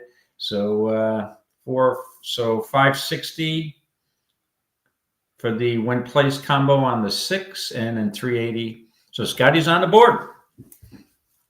Yeah. Yep. All right. 380. Good call. Jeff said that was probably going to pay 380. He was right on the nose, and you got 660 on the win in place for the 6 horse. So that 1 horse did run a good race. I was happy with that. Yeah. And the 2 horse is just one of those horses that just keeps on getting bet and not running a lick. This is a horse in my mind, and I'll tell you what it is, and I can see it clearly. Here's a horse that needs to be on or very near the lead, or else this horse is stopping. And you need to put notes on horses like that. Right. And also it came out of a 12-5 claimer on the Tapeta, and now is up to 16 off a bad race. So, yeah. Okay, let's see. Needs a clear lead. Thank you, MK. Yeah, those Santa Anita Challenge races, those are good contests. I got to play more of them coming up this year. So you got Aqueduct race number 1 coming up. All right, I'll maybe this thing will save.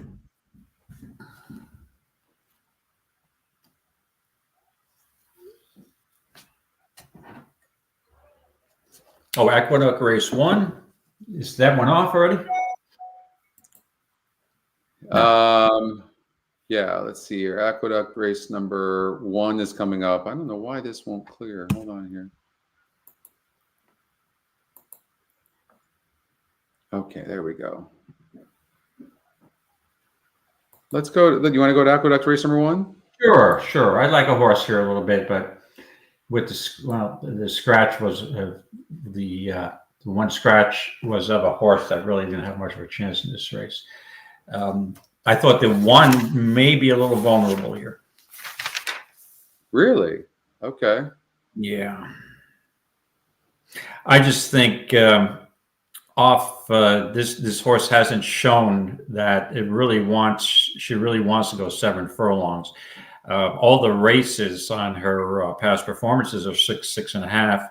And even in the 6 furlong race back on her I guess that's her career debut, August of 23 at Saratoga, lost ground really late in 6 furlongs. So this looks more like a 6 furlong filly to me, but they haven't raced in a while because of weather conditions at Aqueduct. So we don't know how the track's playing. If the track's playing anything like it normally does, off a week layoff, it's probably speed favoring. So that might negate that. But when I see a horse who's got 4 seconds in 6 starts, I'll be right back, David. Sure, and she loses ground late in most of her races. So I'm not sold, so I went to the 2 horse here, Cheryl's Delight. Second off a layoff, maybe reverse the tape, turn the tables. Manny Franco back for the 2nd time. And the other horses taking money is the 5, the Chad Brown first timer. At 7 furlongs might be the perfect distance for this horse, but I'm willing to beat that horse. I think maybe it's a little short. This is probably Vino Rosso, prefer 2 turns, but we'll see how it goes.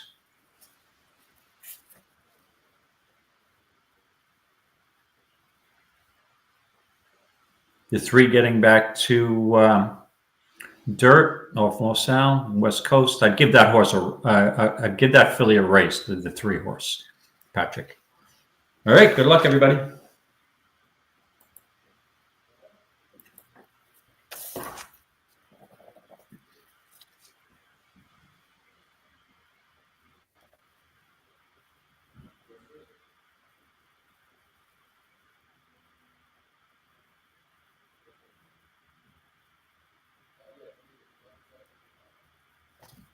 Now, the 1's got the lead, but the 3 also showing speed. So the 1 had to work to get the lead. We'll see how this 2 does coming up from off the pace.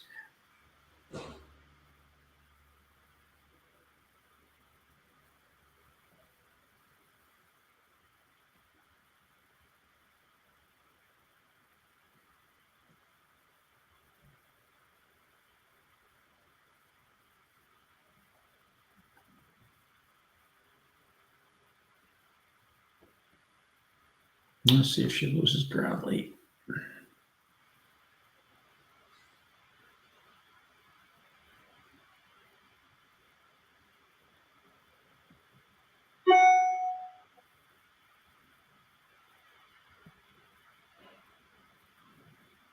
Doesn't look like she's losing ground late today. The 2's running a game race, but not going to catch the 1.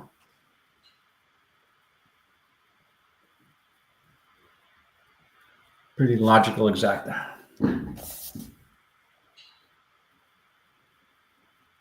Easy win for the 1. Okay, 1-2 exacta. The 1 gets a job done as the favorite.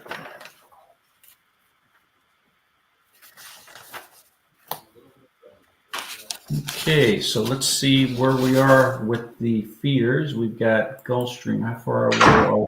Gulfstream, 2nd race. Oh, we got some time. We got 5 minutes to Gulfstream. We got a 1-2 exacta cold here at okay. Yeah, Yeah, the two did run a good race, but the one showed no indication of stopping late in the late stages at all. So that would lead me to believe, and we'll see how the second and third races go, that it could be a speed favoring type of track today. But since none of those races at Aqueduct are in the feeder or qualifiers, we aren't going to focus too much on it. We got 5 minutes to post at Gulfstream. And Boston Rose, the 9-horse, is 8-5 favorite, which I'm a little surprised. And your horse, Sarah's Dream, Scotty, is 9-2. I'm surprised. Yeah, me too. I don't really love Boston Rose at that price. Hopefully she will drift up a bit. Let's see here. We'll have this race live for you. Sorry, we have deliveries, just furniture deliveries showing up, and so sorry, guys. No, that's fine. And Anna's here now, so she's got it. But okay.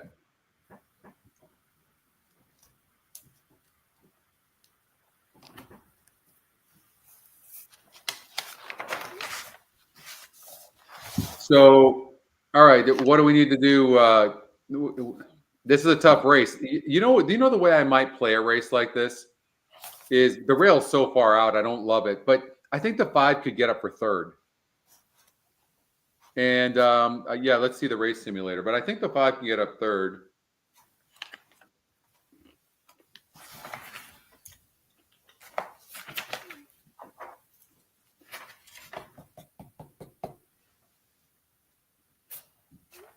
Did Mike make her horse second off the layoff with not much speed? Yeah, it'll be closing. We'll be closing. Let's see how they look on the track here.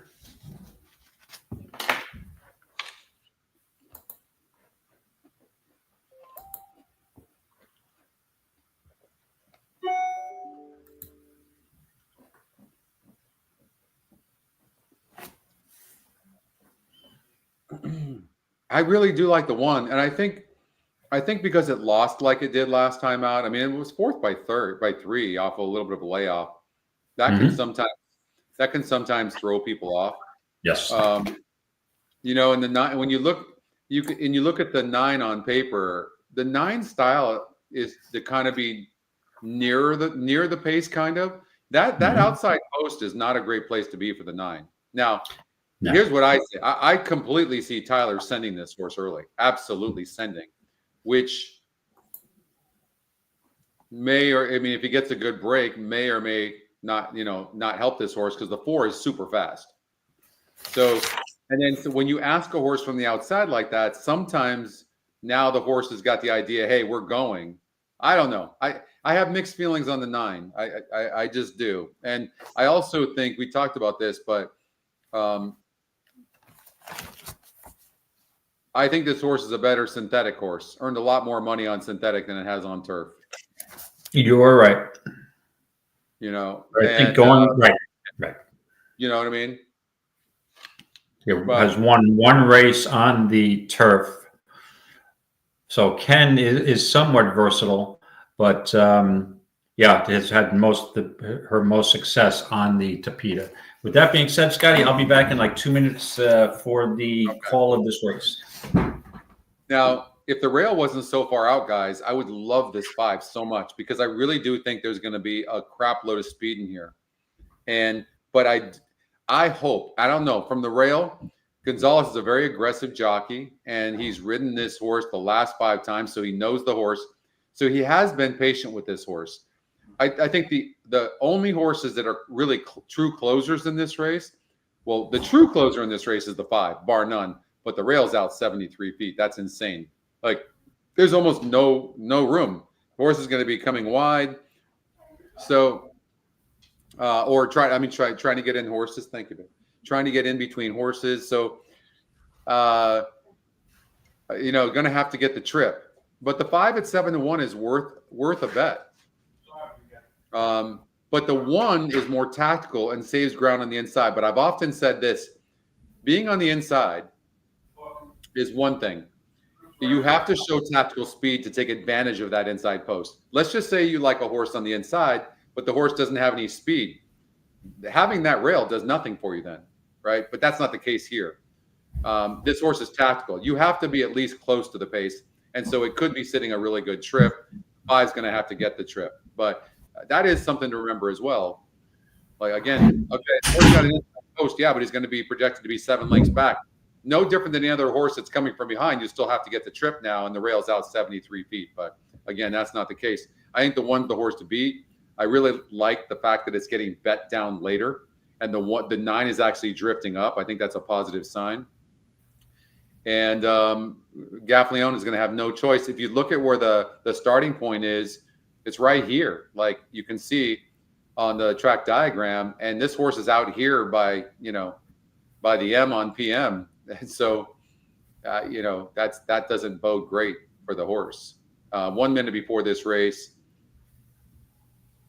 Oh, there's a late scratch. Big long shot on the Nile has been scratched out of this race at 45-1. That's not going to affect anything. That horse wasn't part of the speed, wasn't part of anything.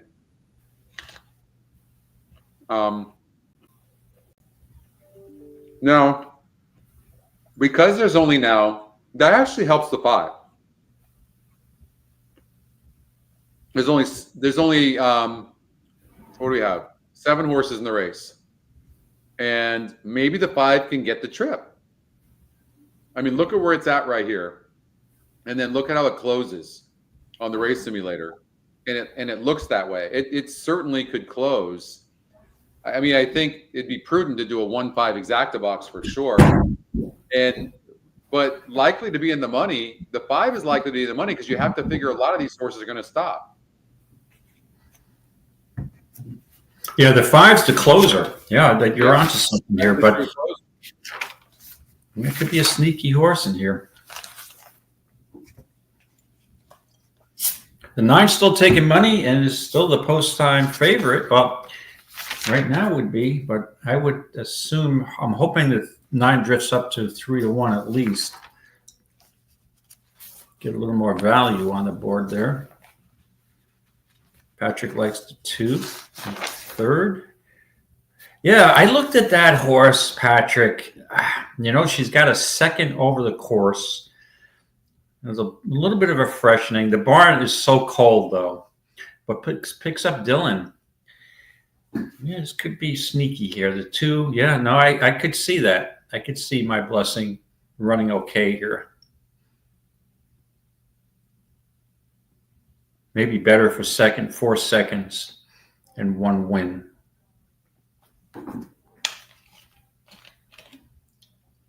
All right.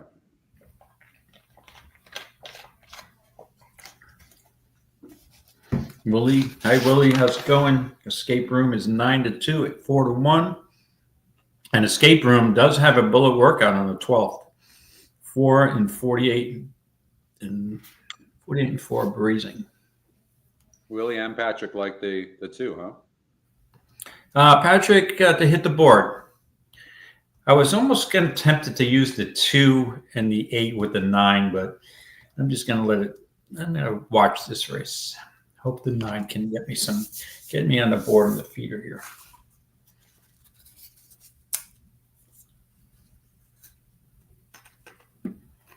One's sitting the trip. That I'm sure of.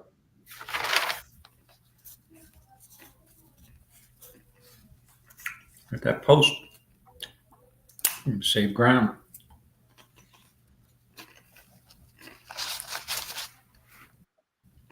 It's going to be very interesting to see what Tyler does with the 9 horse, huh? From the very beginning. I think he should gun. Into that first turn. Be the first or second. You want to be wide going into that turn. You want to hit the turn in position. All right, the 1 take down to 5-2. Second choice now is the 9 at 3-1.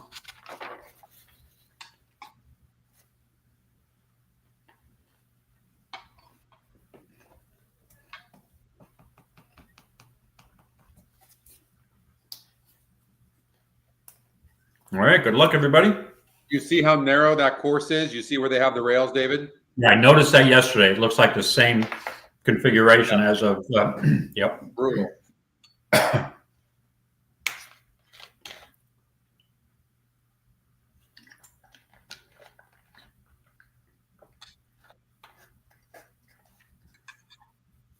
Yep, Tyler is getting position. Yeah.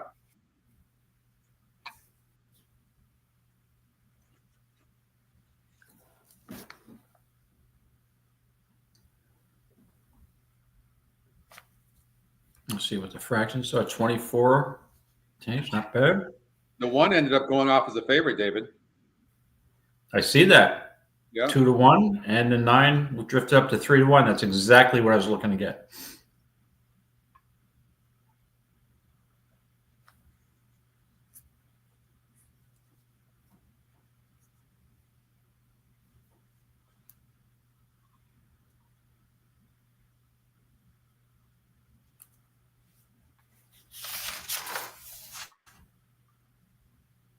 What's up, Dave?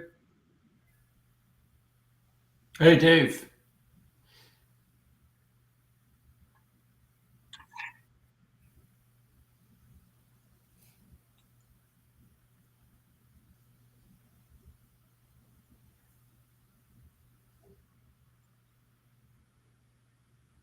Ooh, Boston Rose in a little trouble here. Let's see. The 4's holding on there for an awful long time. Boston Rose is empty.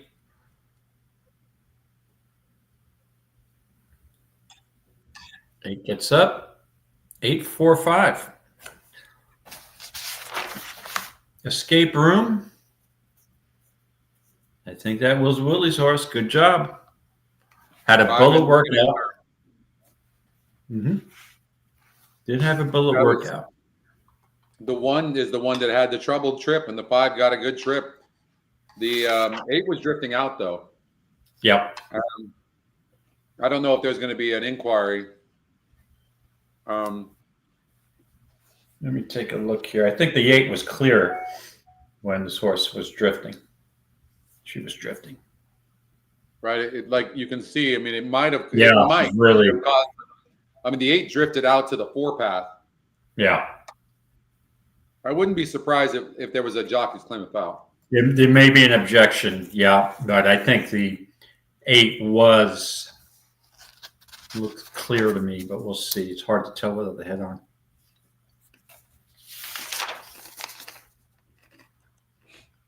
But all right. All right. 8 went off at 9-2. Solid price. Yeah.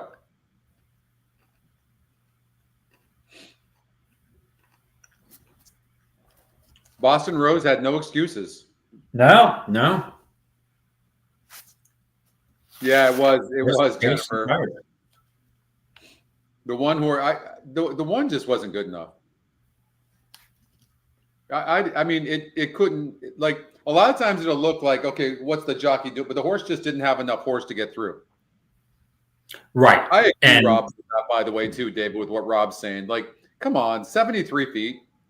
I just hate it. Yeah, I noticed that yesterday. I'm like, I don't think I've ever seen the rail out that far on that turf course, right? No. I guess they're trying to preserve the inside portion of the course for next week from Saturday with Big Fountain of Youth Day with like 6 turf races. Yeah. Interesting. I think your horse is extremely live in the weeds. I used it in one of my tickets, by the way. There's 1 minute before Tampa Bay. Yeah, that's right. And look at the 8's dead on the board. The 7 is dead on the board, I think, at 3-1. And the 4 horse is right at the odds. And the GSR is going up. I think this 4 is super, super live, getting back on the dirt after that first race in the weeds. Sammy Camacho. I'm a big fan of Sammy Camacho's, by the way. I think he's a good rider. Sammy's a good rider. He's 22% at this meet. Yeah, he's having a good meet. 3-1. Actually, right now the 4 is a slight favorite over the 7, it looks like, Trophy Collector. And I think that was another logical horse of that second, first off a layoff. And you were on the 8, who is also taking money at 7-2, another logical horse. Yeah. Trying going back to the dirt. We discussed that earlier.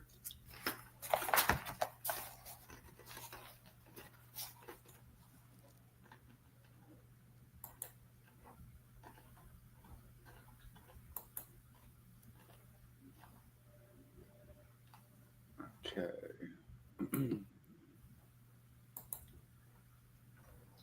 All right, we'll show you this race. Just we'll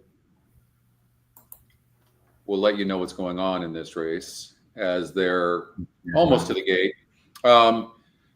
We looked at Trophy Collector earlier, and second off the layoff, GSR goes down a little bit, but the win percentage goes way up. You know, and the horse broke from the 12 hole off the layoff. I mean, that was not a bad effort at all. First time for Greg Bennett. Yeah, that's a good effort. Or Gerald Bennett, excuse me. That's not a bad effort. That being said, I prefer, and that race was off of a slight layoff. I mean, that's really a good effort, honestly. That being said, I prefer taking class droppers in races, you know, and the 4 horse, that was I mean, I don't think that horse wanted any part of turf.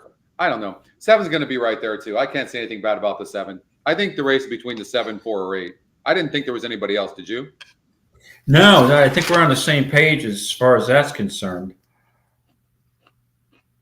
The only other horse I would take a look at would be the 2, First Flash of the Moon. There's a 5-year-old though, and second off a layoff. It rallied for 3rd in the last when it faced Trophy Collector, who beat this horse by about 3 lengths. That was the other horse. At 6-1, that may be the value of the race at this point. Yeah.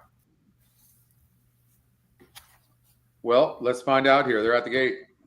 And like taking money off a 10-1 morning line.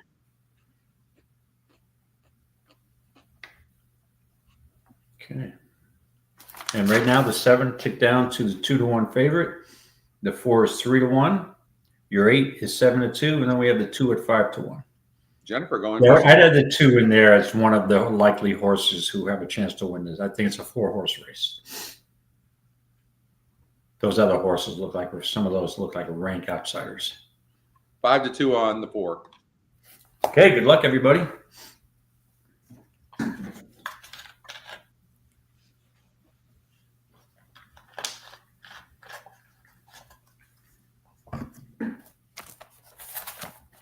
Yeah, and they're off.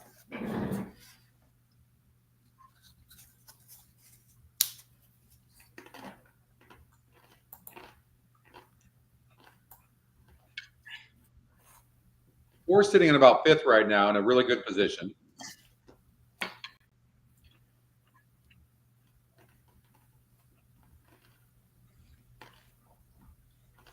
Seven is dueling with the 5 and the 6.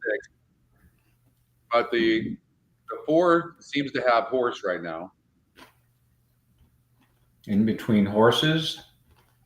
In between horses, though. Got to shake that. Here we go. Hello. Shake this too. A lot of these horses don't like to run between horses. Yep, let him in. Thank you. Urges them. Right. Oh, 6 is in the lead right now. 7's trying, 4's trying, but 4's been in between horses too. Yeah, the whole trip. Here comes the 3 horse, a big long shot. That horse wins is going to blow up the board. And the 3 just moving very good. 7's on the lead right now at the top of the stretch. The 4 is out.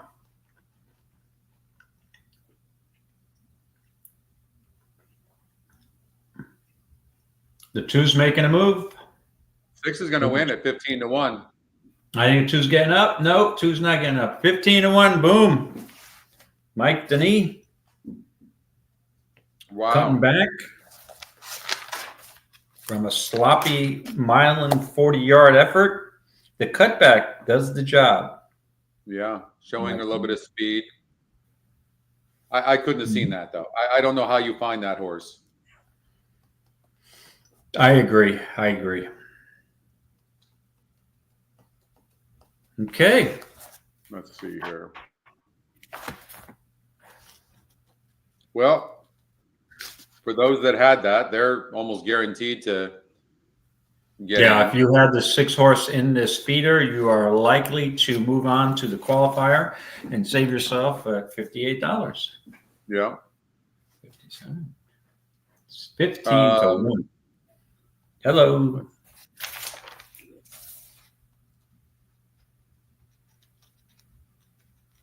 All right. Where do we want to go? We got Yeah, exactly, Jeff. Turn the page race. Yeah. That's a good NHC horse as far as price wise is. So, I mean, sometimes you look for prices and looking for some value. This horse is definitely a value horse. I didn't see it. So why don't we go to, let's start doing the qualifiers. What do you think? Sure. Yeah, we might as well get rolling here with that. All right. Starts in race number 6 at Gulfstream Park. We got race number 7, race number 8, and race number 9. Okay, race 6 at Gulfstream. Let me just pull it up on The my final screen. 4 races over at Gulfstream. Okay, let's do that. Okay. 6th race, not the 5th. Okay. All right, let me pull up my 6. So we've got a allowance race for fillies and mare, 3-year-old fillies. Where are my notes? Just bear with me a second. The 6th race. Where is my? Okay. Yep, on a Tapeta, 1 mile and 70 yards. 3-year-olds for state bred fillies. So we're dealing with Florida bred, and we have a horse that looks like it's going to clearly have the lead, the 2 with Irad, Spirited Boss for D'Angelo. But speed, Scotty, I think you might agree that speed hasn't really been the path to victory on the Tapeta. No. And we have a scratch of the 7. Okay. And we also have. It did win easily. Yeah. Irad's been aboard for both lifetime starts, and it came back and won easily, but it was a big favorite. It did what it was supposed to do. But it is a big pace advantage. But this Miss Mary Nell is an interesting horse, right? I mean, this one broke 8 last time out against really good horses. I'm surprised the SOR in this race is so high, because the favorite's going to be this 2-horse who has no GSR. The 3-horse Designer Bag has been facing better, but hasn't run good. So, maybe the 2 doesn't really have that much to beat other than the 5, possibly. Right Angle, the 1-horse, did win last time out. Second time against winners, going 5.5, and now the horse has to stretch out, and the GSR actually goes down. So, yeah. The way I looked at this race, Scotty, I don't want anybody near the rail. I don't want speed. That led me basically eliminating a lot of horses. I think that the 6 wants to be up close to the pace. The 2 obviously will be on the pace. The 1, Right Angle, she's stretching out and off, showing a little speed early in some races. So she should be part of the pace. So I just settled on a horse here that is trying the Tapeta first time, who's been, like you said, in racing in the higher SORs, 64 in the last 2 races. And that's the 3 Designer Bag. Exclusively been on turf. Last race was at Tampa at 1 mile. Those are pretty tough races. Optional Claimer 75. Had a good workout January 26th. 4 furlongs, 46 breezing. That was on turf. This is a more than ready. I'm just going to take a gamble that these 3 is going to be able to do this legitimate closer in the race. And I'm going to take a guess that this horse is going to be able to handle the Tapeta. And let's just look at the GSR. We've got a 57. Okay. But it looks like legit closer. The thing that worries me, Scotty, this horse is morning line 8 to 1.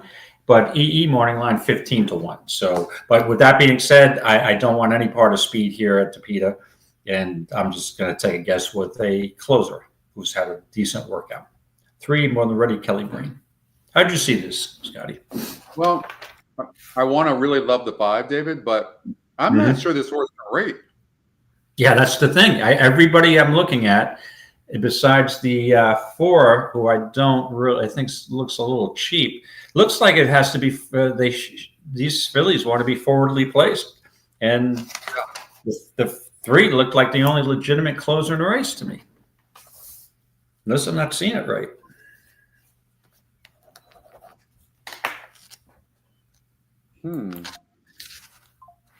Faced better. Has been facing better. Gets on the synthetic. The GSR really doesn't drop that much. The horse with the highest GSR, actually by 8 points, is the 5 horse Miss Marielle on the new GSRs. That's the 5. I got to go with the 5. I mean, it just. Yeah. I'm going to assume this horse can rate some because it did break in its maiden. I have to assume that's the case. And right. If you're going to take a guess who else can rate, it would be the 5. However, the race that the horse that she did rate in was a 7.5 furlong turf race. So, and once this horse got stretched out, the last 2 races, blinkers were on. So it makes sense why she showed more speed. But with the blinkers on, can this horse rate? I think it's a good pick. I agree. I think it's going to be I don't want any part of speed here on Tapeta. So Scotty's on the 5, and I'm on the 3. All right. Lock you in. All right. So, yeah, I don't know who else I would go with. I mean, the other closer, but looks cheap, is the 4 horse. I mean, clearly the 4 can close. Yeah, it looks a little too cheap. Rising to 17.5. Broke its I will maiden. say this. Why the hell is the 4 horse 14%? I will say that. Like, it's interesting. You know what? I screw it. I'm taking the 4. You're going with the 4. I'm gonna go with the 4. Scotty, going out with a long shot here. I'm doing it. Yep. Okay. I am doing it. And you know, there's nothing wrong with taking the longest shot. I mean, this is an NHC show, and I've been at tables before where we're sharing well, who do you like? Who do you like? And when you have a price, I just don't like to see somebody taking a 6-5 or an 8-5 shot in races that look like there could be some value. Right. Exactly. So you told me you're taking an 18-1 shot. I'm like, hopefully it'll run. And I mean, there's so many races. I mean, you're going to look at some of these races and say, how the hell did this horse ever win? I never figured this horse would pay $38. Right? For sure. The 4 is cheap. However, Rios has ridden this horse twice to its best. Yeah, I mean, it's not likely, but I'm also banking on the speed stopping. Right, exactly. And that's the way that it looks. The scenario looks like a likely scenario. Everybody there's a lot of fillies who want to be close to the pace, and there might be a little bit of time. Okay, so we're going to the 7th race at Gulfstream. Stay at Gulfstream. We've got 4 at Gulfstream. And this is back to the Tapeta, 5.5 furlongs. All right, let's run this thing. And I've noticed it's been earlier in the meet, it was almost impossible to close on this Tapeta going sprinting, right? But that has changed, in my opinion, a little bit. I've seen a couple of horses come off the pace. But generally, at 5.5, you want to be either right up on a lead or close to the pace, correct? Yeah. I can't find my notes here. Yes. You want to be. I've already put my pick in, so let me just see if I can't find my notes. From behind. Very, very tough.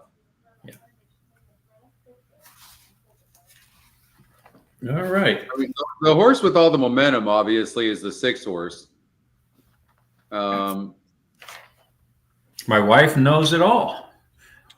Party Shaker, the 7 horse, is an interesting horse from, I mean, it's big long shot, but this is a drop in class. Correct. So, and the 6 horse is 8-5 morning, has a bullet workout, looking for 3 in a row. Obviously, has a legit 8-5 favorite. But, this is normally a horse I'd look to beat. A lot of these fillies usually don't win 3 in a row. This horse she's been in really good form, 2 in a row, and then the second prior to that. This horse is in really good form. Tough horse to beat. Tough horse to beat. But with that being said, I am looking. I decided to land on the one horse for Mike Trombetta, whose barn's been a little cold. Has won races on the turf. Has 4 for 10 on the turf, and has won Tapeta race, which was her last race, where she had the 6th post and rallied for 2nd. And I noticed a trouble line that piqued my interest, and that was head turned at the start. So I watched the replay. Yeah, she may have gotten off to a better start if her head wasn't turned, but she doesn't have a ton of early speed, so she's the closer. And I just have a feeling some of these horses are vulnerable in here. I might be regretting playing a closer and the Tapeta, but I'm going to take a chance. This horse is going to save ground on the rally to the outside. I'll take a shot with the 1 at 7-2 morning line. Wait till midnight hour for Mike Trombetta. I think it's a great pick. I can understand completely why you would do this. First of all, the horse is 28% to win. It was 4% last time out, 12% the time before that. The race before that, it checked. And had a bad trip. And then if you take the 3 prior races, going 5.5 furlongs and 5, and it probably doesn't want 5. 5.5 is better, which it's getting today. Now those were on the turf, of course. This horse was closing. This is a super, super consistent horse. And in all those races in which it's won 2 with 3 seconds in the last 6 races, it's never had a win percentage this high. Right. Yeah, that's I noticed, and that kind of led me to land on this horse over the 6. And I thought the other legitimate horse that you could use was the 2 1 of 1 for. Let me see, who's the trainer on that horse? What's up, Dan? Dan's got a workout here. Solid. So Dan's saying the 2 horse is working good. 1 of 1 for that, Dan. I haven't seen you You'll on see the that show. 47. Hey, Dan. Wait, is that the same trainer as the 1? No. Wait till that's Mike Trombetta on the 1. Yeah. Barbosa, Patrick made a point about this horse. Victor, he's 42% off the claim. That's just the sickest thing I've ever Isn't seen. That crazy? Yeah. That is unbelievable. And he's protecting the horse off a $10,000 claim. Mm-hmm. So, that's why I thought that. Look at that. The trainer he claimed off of is the trainer of the 2 horse. That's why it kind of rang there. Right. I mean, this is a crazy wide open race. No. Yeah. No, I agree. Yeah, you could use the 2. You could use the 4. The 3's lot. Yeah. This is a. Yeah. But again, if the 6 runs back to her last couple of starts, she's probably a likely winner here. But these horses usually they don't usually win 3 in a row. These fillies. No, very tough to do. Yeah. I like to look for horses too that are winning in big fields, David. Mm-hmm. But they've all run in decent sized fields. So I don't know that there's any kind of advantage. I think one of the things you can do in a tough race is look to see where horses are at in the stretch, and then look and see how they finish, and then look and see what the SOR and GSR was, right? So you look at the 4 horse 2 back going 5 furlongs in this. It's a completely different race, by the way. But 5 furlongs and 5.5, in my opinion, are completely different. At 5 furlongs, you are literally all out. Yeah. Like you don't get if you're a closer, you don't get a chance to breathe. That's why speed holds so much. And even at 5.5 for that matter, but at least you can get some sort of breather. And that's why I think the 1's been running huge, considering it's been going 5 furlongs the last 3 races. And then the last 2 times it's gone 5.5. Listen, look at when you take races 4, 5, 6, 7, 8, 9 back, look at the last 4 of those, 3 wins and a second. I've got to go on. I got to ride your coattail on this 1. I'm sorry. Okay. You're jumping on the bandwagon here, Scotty. All right. Yeah. Wait till midnight hour. Okay. Both landing on the same horse. The other thing is too, when it takes you a while to handicap something, a race, usually it means that there's the first horse you thought of, or a price horse, one of the two. Right. That's what I've I see. noticed. Yeah. Right. So the one horse for sure. I'm only doing one entry, but all right, we're going to get out to Gulfstream Park, race number 3. Race number 3 at Gulfstream. 6 is Gulfstream Park 8. All right, yeah. Race number 3, the 6 for Clement is even money. The one horse is the value at 11-1, and the 3 horse is 2-1. The 4, who I thought had an outside shot, was 7-2. So this is the race we talked about with the 6 horse that's got such a big number on the GSR increase, and it was so low in the last race on the turf.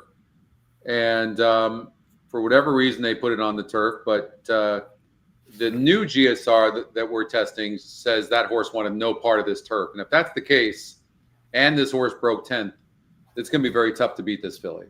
It is a 4-year-old filly. It didn't run as a 3-year-old. So we've seen that before, and we've seen some nice ones. That doesn't necessarily mean anything, but she is getting a late start to the races. Yeah, late start. And, Christopher Clement's barn is normally, obviously they're a turf barn, and usually most of his horses are closers. That's the style, a one move type of horse. But see how this goes. I mean, projected to have the lead here, which is a little surprising, but I don't love the even money. But we're locked in. The one horse, Secret Revenge, we're locked in either way, but this one horse is getting back to a 73 GSR from a 45 last time out. That's that's 28. What is that? 26 points. That's a lot. That's a big number. And the last time, and that was against. Wait, this horse actually faced.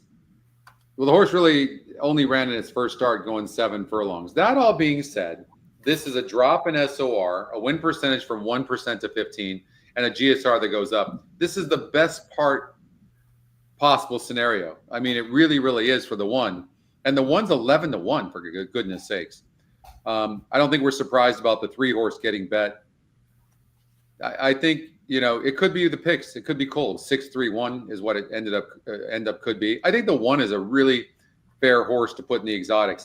I agree, though. I don't think it looks like the winner. I think the 6 or 3 look like the winner, but I think you're going to have to beat the 6. I think that one race under its belt is going to be the difference between the 6 and the 3. Yeah. The post position, David, is huge, obviously, right? Of the 6 horse. I mean, that's a great post position. Yeah, you're basically seeing what the other inside horses are doing, and you can make your move. So yeah, that's a desirable post. Not too far out. 6 is perfect. But I thought it would get a little more than even money. I thought this horse would be 2-1, 8-5. All right, they're loading in. The 1's in.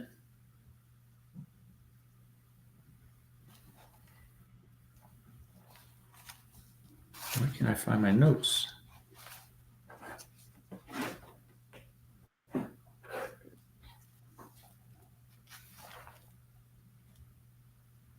No, there we go.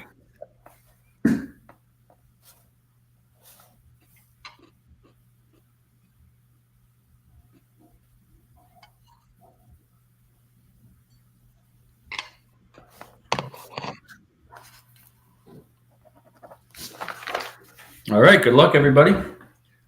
They're all in line, basically, in the 3rd race at Gulfstream Park.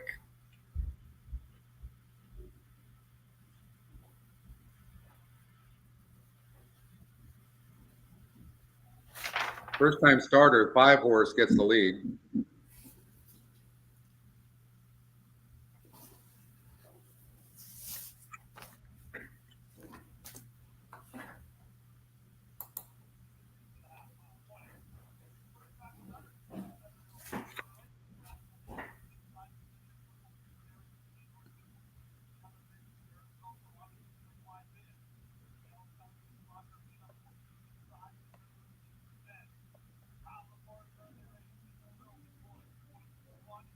And 6 looks like a perfect stalking I trip don't here. know. 6 is not No. going by though. 6 is being asked right now.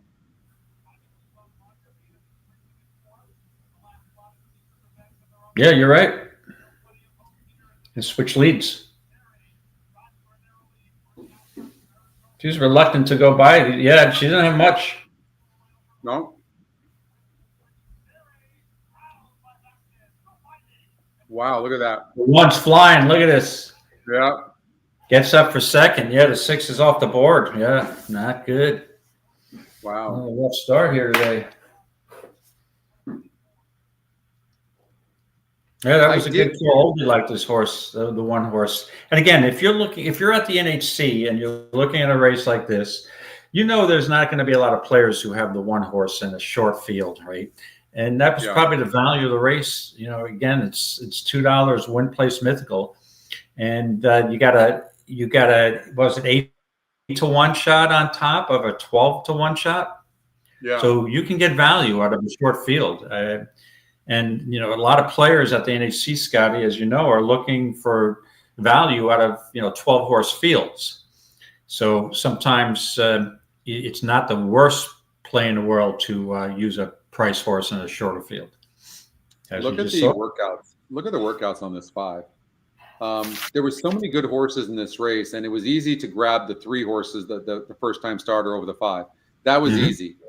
But look at these works, and Yates can fire with some prices. But look, 45 of 113, 3 of 82, 2 of 23, 8 of 22, 6 of 112, 11 of 32, and 34 of 142. I mean, this horse was training. Well, you don't know how good they're doing it.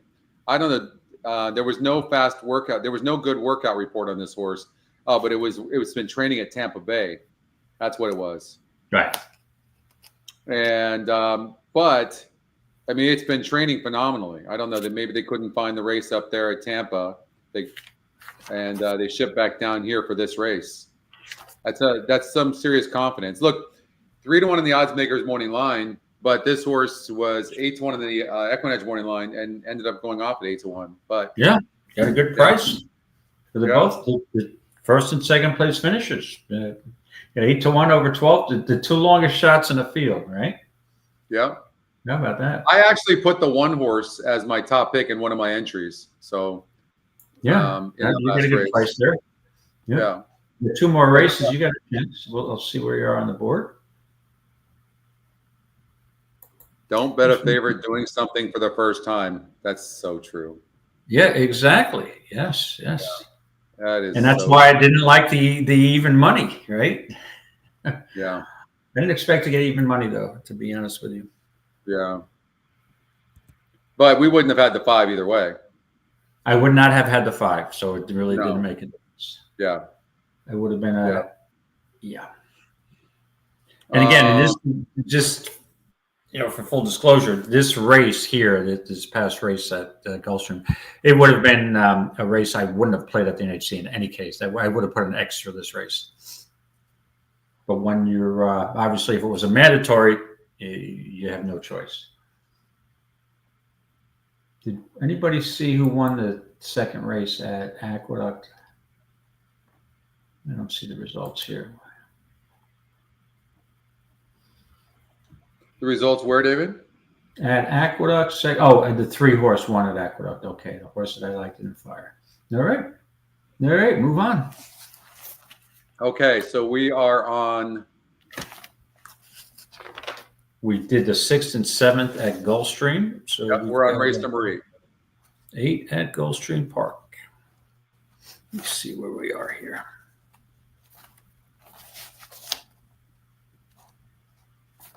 And let me just pull this up on the screen here. Get a little behind. 8th race at Gulfstream. We've got an optional claimer, 20,000 for 4 and up. And this is on the turf going 8 furlongs. And let's see. Pull up my notes here. See who I put in here.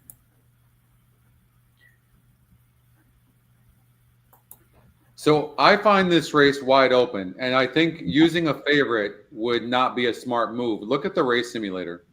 Like, And I'll give you another tip. I might just take a risk on it. Why not? But on the new GSR, it has the 3-horse Titan, the top GSR by 15 points. Wow. The 3. The 3. The 3 Titan. And then look, the horse is only a length and 3/4 behind the finishers. So I mean, maybe the horse wins back-to-back races. I don't know. I mean, it's not a type of horse I would pick, but it's getting back on turf. But against a 46 group and only lost by 3 lengths, breaking from the 10 hole, going 7.5 furlongs. That's not a great place to start at Gulfstream Park. And imagine the horse was wide. And so I don't know, just in what looks to be a wide open race, this horse is going to be one of your favorites. And look at this thing. Oh man, no, thank you. I'm going to take the 3. I'm taking a risk. What the hell? You're taking a risk and going with it. Remember the Titans.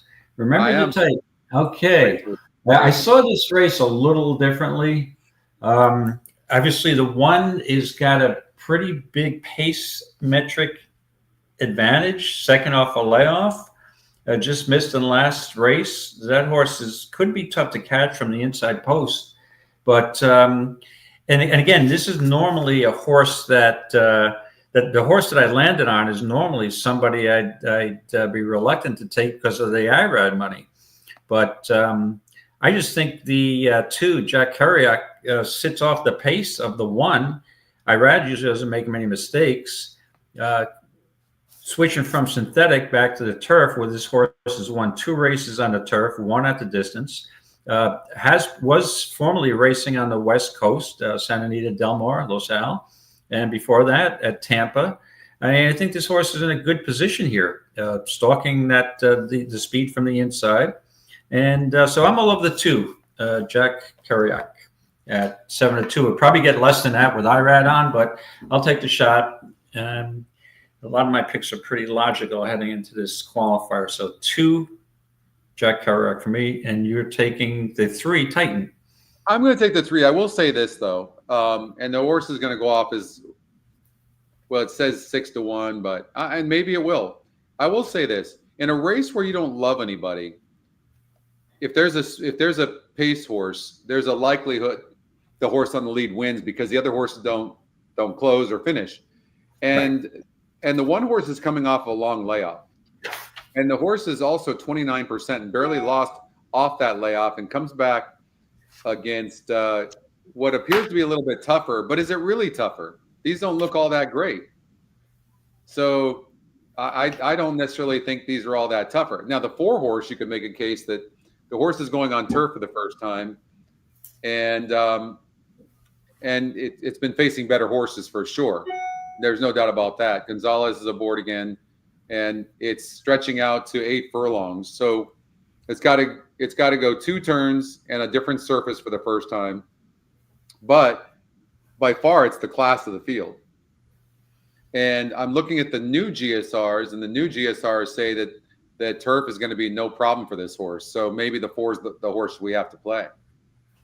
Yeah, Scotty, when I looked at the breeding on this horse, you know me, the first time turf is one of the plays, one of my angles, but I couldn't make a case for a horse. I don't want a big beast horse first time turf. Then I looked at the old GSR and I'm seeing a 46, the lowest in the field. So I don't, and coming out of sprint races, we'll have to chase a speed with the 1. So I was not on this horse at all. That to me, I faded the 4 Awesome Beast. I'm going to use the 1. And to you, I'm going to go away from the 3. I'm going to use the 1. I think the 3's reaching a little bit, so I'm going to go with the 1, who I think's got a realistic chance to go gate to wire. We got so many negatives on every one of these horses we've talked about. I'm going to go with the 1. Right. Okay, you're not concerned that the 7 is going to press with blinkers on? I don't think the 7's fast enough, and they're gonna. I mean, it's a desperate move to try. The horse already shows a bunch of speed. I don't think it's going to get any faster. So it's 2 for 16, right? They're trying something. Yeah. And the last race was just 60. This horse was 65-1. Okay. All right. 1 for Scotty and 2 for me. Let's get to race number 9 at Gulfstream Park. Let's see here. Oh, Tampa Bay race number 4. Before we go to race number 9, let's go to Tampa Bay. Tampa Bay. Okay, race number 4. I like the 1 horse. And I thought Bryce Canyon, the 2, was the other horse. You're on the 2. So it looked like those 2 horses. Right. And the 2 horses is even money. Let's see here. And the 2 horses, may not hold on. And 9 is flying here. 8 to 5. It's going to be tight. 2, 9, 2, 2, 9. 2, 9. 2, 9. Got a winner. Off the schneid. Unfortunately, it's an even money shot. So, yeah, 2, 9. First 2 1 went off at 9 to 1, didn't run. 2 went off at 6 to 5. And all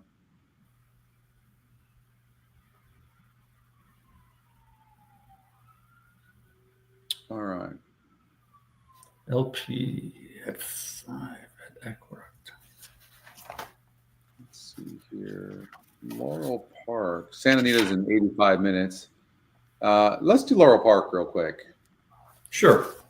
Let's go there.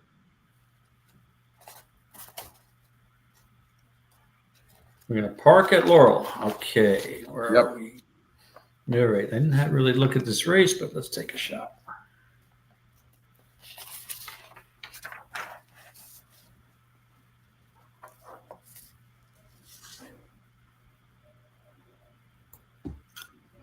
Six to 5 or 8 to 5 at Tampa. Going to Laurel. Laurel race 5. Yes. Laurel race 5.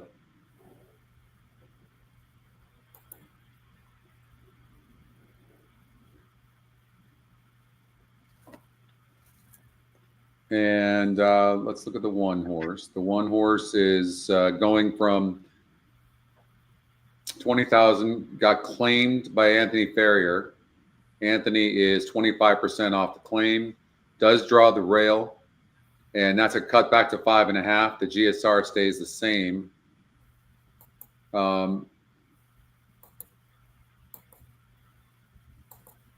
This horse seems to need the lead for its best, but it did rate 2 back going 5.5. 5 goes so fast. I don't know. I would try to beat a horse like this. I don't know. What do you think, David?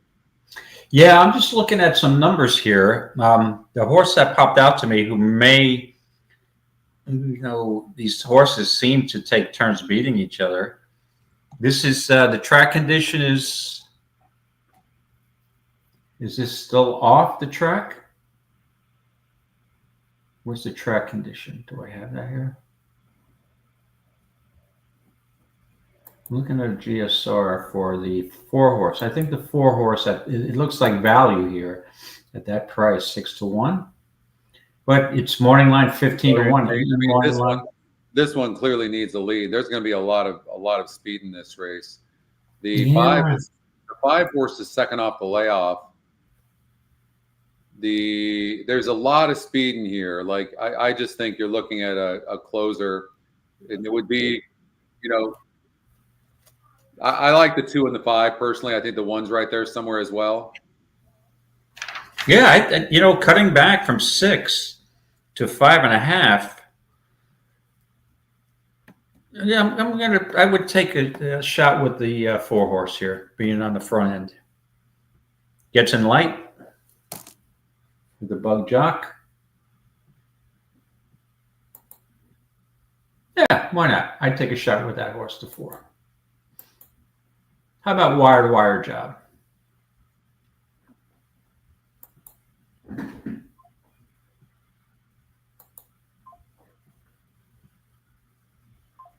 Six to 1's a solid price. This horse is over 15 to 1 morning line too. So that's the 4 for me, Scotty. Okay.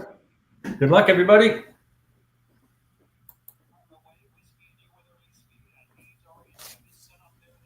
You're right. They're all going for the lead. Yeah. 4's got it.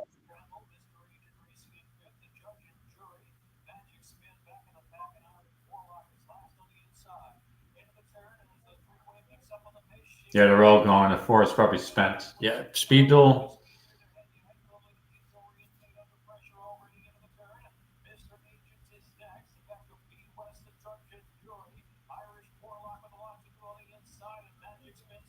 Five's not running at all. No. Wow.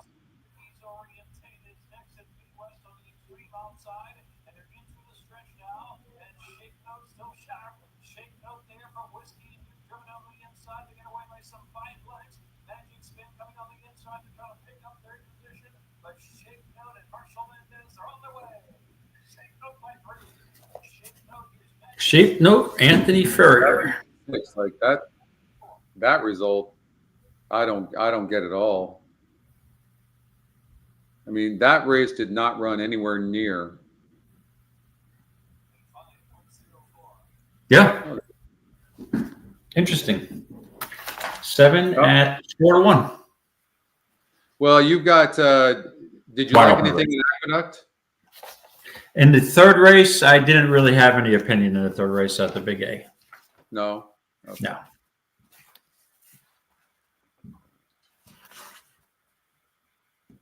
Yeah, maiden 20,000 claimer just race. I mean, if I was going to play a horse here, if I was forced to play, I'd probably, the horse that I was looking at was the 4 Nico's Derby run, dropping down to 20,000 claimer, cutting back from a mile.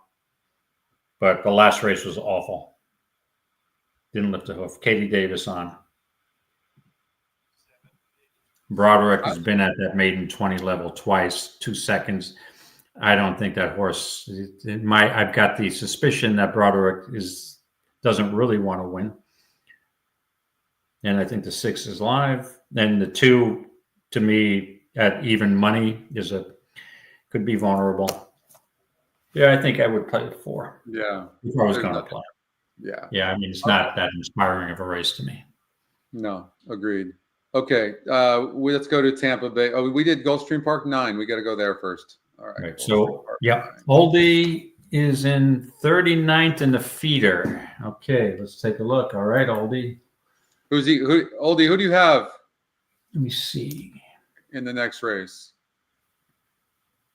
2 horse has a bar shoe on. Which race, Dan? Is that at Aqueduct? Let me look at Mike. Oldie has the 5.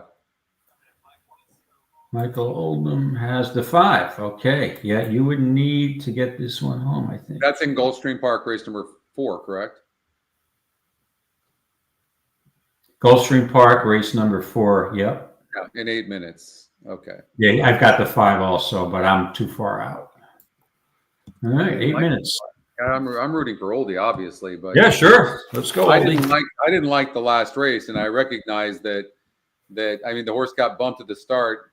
The races before that, it's run consistent. It looks like it can rate a little bit. It needs to be near the lead. Last time out, it bumped at the start and didn't run, which would make sense as to why it broke bad, because it's the type of horse that needs to be near the lead. And so even a slightest issue early on can affect a horse like this. So it needs to break good. It does have some outside speed. I'm on the 8 horse, but I don't think it would make a difference for me anyways, even if the 8 horse won. Where am I sitting, David? Let me take a look here. Let me just get up that leaderboard again. Let's see, Scott McKeer. Let's see where you are. So you got 2 entries, so you're in 70. It's on one, and 73rd in the other. And I'm behind you, bringing up the rear, so I won't have any shot to. And I am, yeah, I'm in 100th place. 100. Okay. Yes. So the 5 horse is not going to help me. All right. So let's go, Oldie. Let's go, Oldie. No, let's go, Oldie. Who do you have in this? Who is your pick in this race, Scotty? In the 4th. The last at the 4th race at Gulfstream. I have the 8 horse. I have the 8. All right. So we're all on. Yeah. Okay. So you're on the 8. Yeah. Yeah. I don't think even if the 8 won, that would get me in, would it? What's the 8 right now? 3-1. Yeah. So yeah, 5-2 now. Yeah, I don't think so. $10 or $11 won't get me in? Probably not.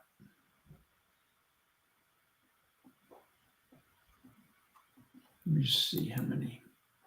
So the top 35, and you're in 70th. Yeah, it's not going to be possible. I don't think.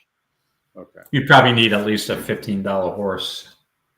You know how many people between you and the cut line will have that horse. Okay. All right, so we did 8th at Gulfstream. We've got to go to 9th at Gulfstream. Okay. 9th at Gulfstream. Let's run the race.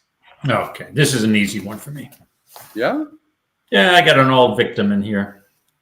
And sometimes that's either a blessing in disguise or it's a curse. I don't know. I know. You're too loyal. Like, it doesn't matter.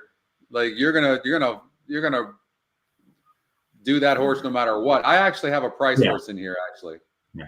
And the thing, the way I look at it, and I think a lot of horse players might share my opinion here, is that if you've been playing a horse for a while and it hasn't been winning, and then you're at the NHC and you're like, I've had it with this horse, and then the horse wins and pays $18. It's if I can't look myself in the mirror and say, you know what, I didn't make the cut because I didn't play Royal Poppy. Can you effing believe that? I played Royal Poppy like 9 times and had 8 losers, and I gave that horse out to somebody who was asking for a horse because they're going to the track, and then the horse beats my ass and it cost me the cut line at the NHC. It's not happening. So if I can't look myself in the mirror, and I don't care if the horse is 2-1 or 200-1, I'm playing it most likely. So and it's okay. Let's go to Royal Poppy. I threw the name in there. So we got a 7 furlong race, optional claimer 35 to 25. It's a playable race for me for real money because it's a 7 furlong on the dirt. Royal Poppy. Now this is the 4th race in shipping down from Aqueduct to Gulfstream. 2 races, and I noticed this horse on November 20, was it the 22nd? I'm like, oh, they're trying Royal Poppy. They're trying her on this synthetic. That should be interesting on Tapeta. And she ran a decent 3rd. They tried her on Tapeta again. I always thought 5 was too short for this horse. I think 5.5 is too short for her. And she finished another solid 3rd.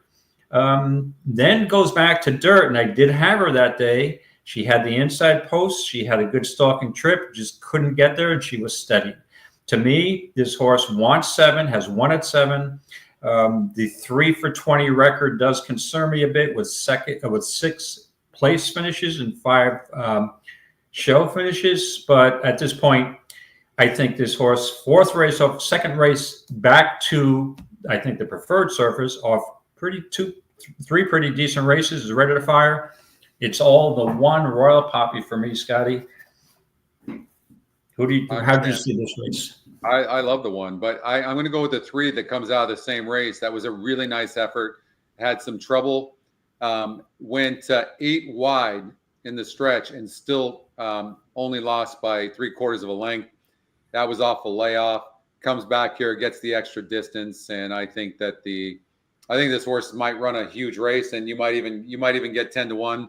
The EquinEdge morning line says 15-1, and I like Saez getting aboard too. So yep. I think Castellano does get off of the 3 horse to ride the 1 horse. He does do that, but and Jorosino and Saez, they're 0 for 7, and Saez is off of the 4 horse, which Irad is on now. So his musical jockeys. I mean, it would appear that if you just look at the jockey changes, it would appear that Castellano got on the best horse, and that was the 1 horse Royal Poppy. That's what it would appear like to me.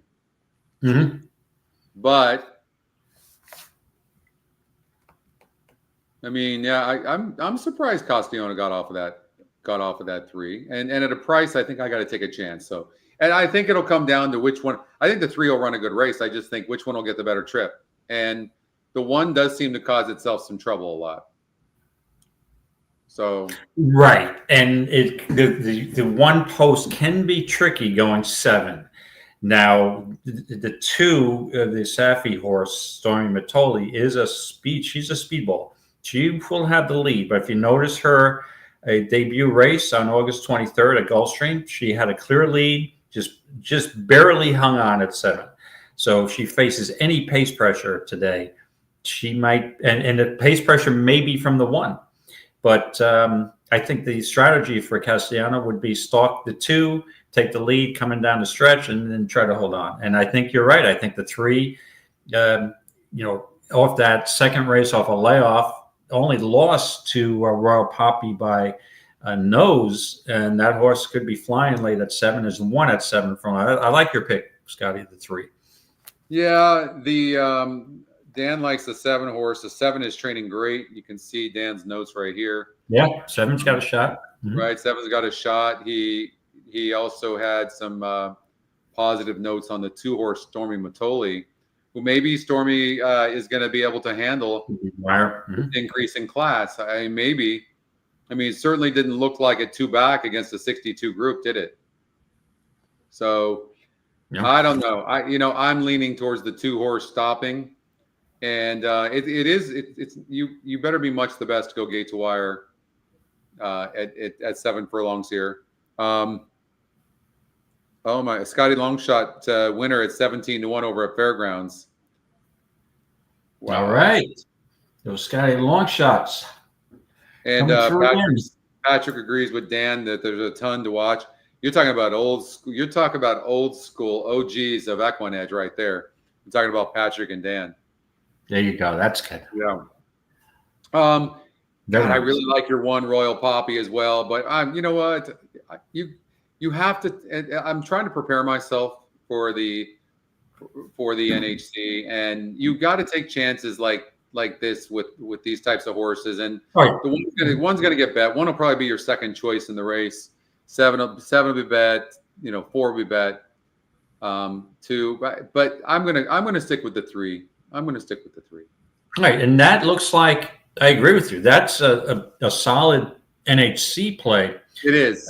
Again, if it looks like, I love the cutback from distance race to 7. The 6.5 is a prep race. This horse has been off for a while, and has won at Gulfstream. But the thing that I don't love about that the 3 horses, the 10 thirds, right? 3 career wins, 4 seconds. But I mean, on a best day, that could be a value horse, and you're going to get more than 5-1, in my opinion. I think you'll get at least 8-10-1 on that horse. The horse went off at 16-1 last time out. So the 1 will take money, the 2, the 4 will take more, the 6 will take, the 7. Yeah, you'll get a solid price on the 3 horse. So race number 2, the EquinEdge long shot one, paid $36, and wow! The EquinEdge long shot, the new long shot, the old new long shot, which we brought back, has absolutely been killing it. Look at this exacta. Oh, you're confusing me. Did you just say the old new long shot? That was the old long shot that we thought we had a better one, and we changed it, and it wasn't better. Right. We brought this one back. Yeah. So, and look at that. The horse went off at 17-1, 7-1 the E-morning line. And yeah, pretty neat. All right, Gulfstream Park, race number 4, everybody. David, remind us who you're on. I'm on the 5, Amazing Woo, and also Oldie. We need Oldie to get a seat in the qualifier. So good luck. Good luck, Oldie. To the 5. Good luck, Oldie. And ticked up to 3-1, so that should get him there. And they're off. Good luck. 8 broke outward, and 3 gets the lead. 5 is sitting in a nice position early, which it needs to be. So for the 5 to have a chance, that needed to happen. And then with the 8 drifting out, that helped. But it doesn't help to have a horse like the 8 pressuring you on the outside. I'll say that. But the jockey is trying to preserve the 8, which means he probably doesn't feel like he has a ton of horse on the 8. I think the 5 is looking very good right now.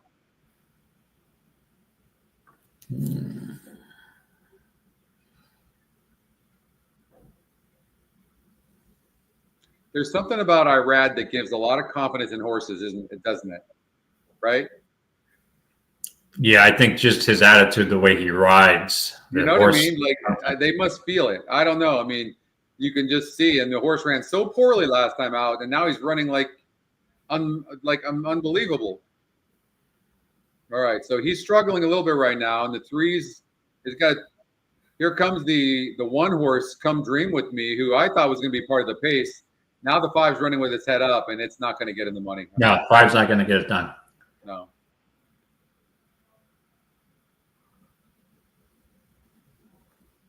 Otto ran a big race. Yeah.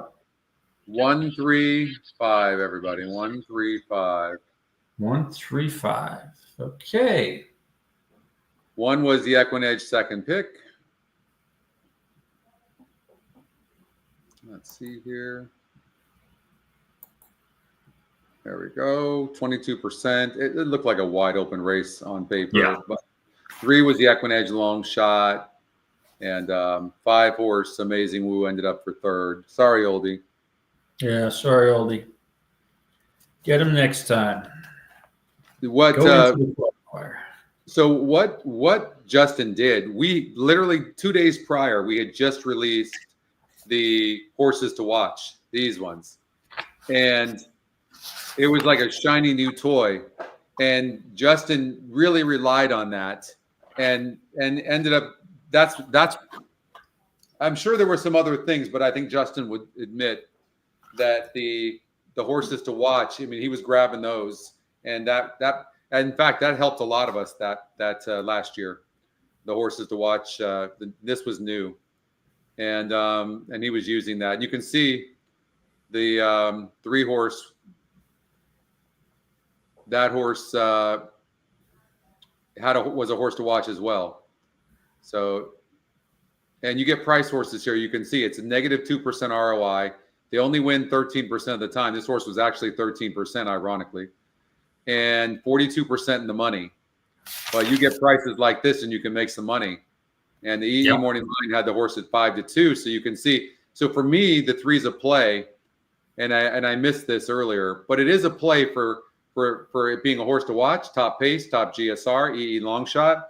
It's also 5-2 EE Morning Line, and it's so there's if you play things right, if you bet it properly, then the you would have liked the 3 horse. And I gotta, sometimes we go too fast. I gotta slow down too, because I think even though the 3 didn't win, it was an obvious play. Yeah, I agree, and that was my secondary pick in the qualifier in the feeder. So, but I'm surprised the 5 came up a little flat in the last 16th of a mile. So, okay. Tampa Bay race number 7, David. Tampa Bay race number 7, and I don't need to spend a lot of time on this race because I think I have a solid play.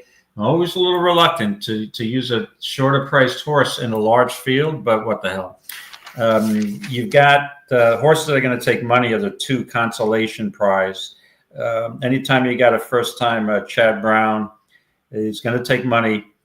And this is a Vino Rosso, but trying to turf for the first time. You know, usually Chad's profile is most of his horses are closers, and this looks like right up the alley here, another closer. But how do you, I don't know how you play against the 6-12 Treasures. Just bear with me 1 second. Let me get my notes here. That's the 7th. I'm on the wrong race here. Yeah, it's also the top EE pick. This horse went off at almost 14-1, first time turf. It was a candy ride.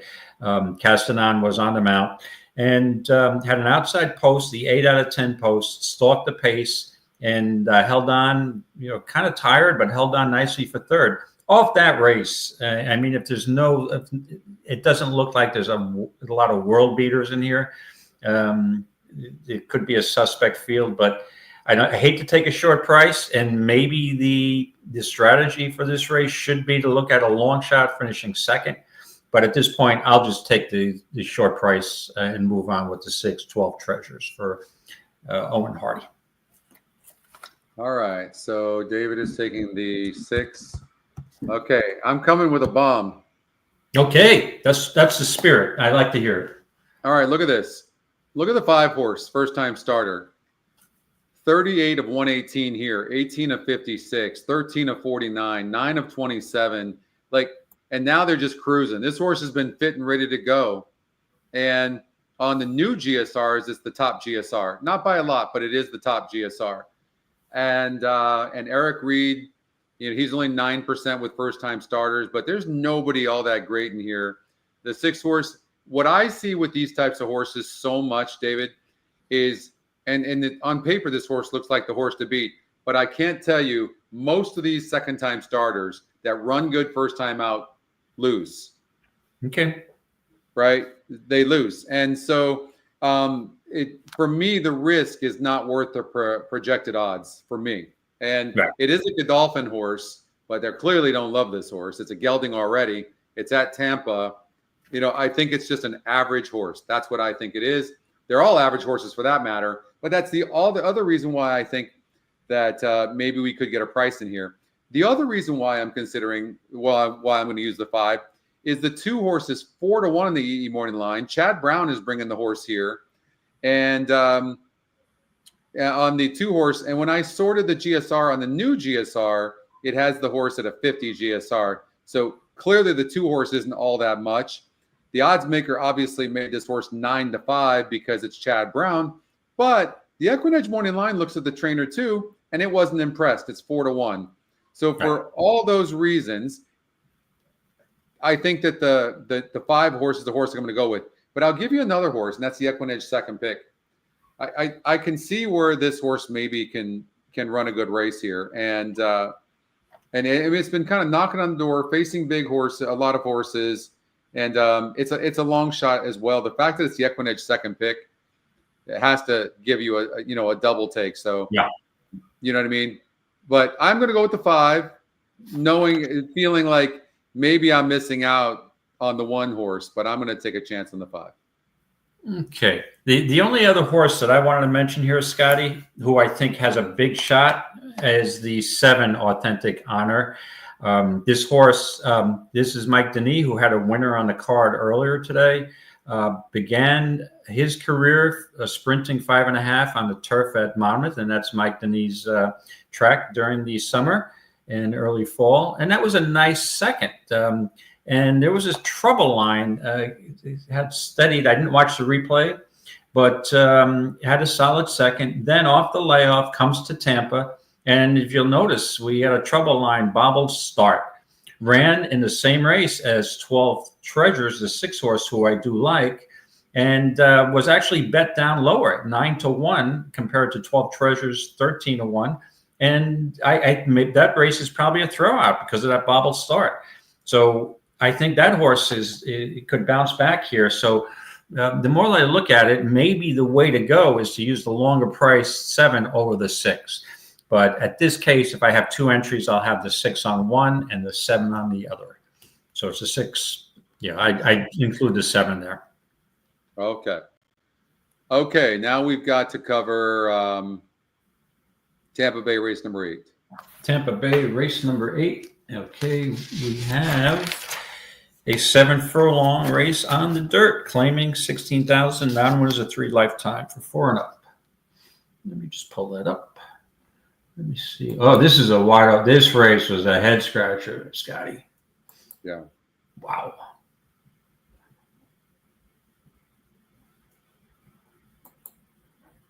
Okay. Well, when you hear when I use the word, and you're going to find this if you want to sit with me at table 11, you're going to, anytime I reference a race and say it's a head scratcher, I'm using a minimum of 12-1 horse, 12 to 27-1 or whatever the hell I'm doing, because I refuse, in a race that's wide open, I refuse to take the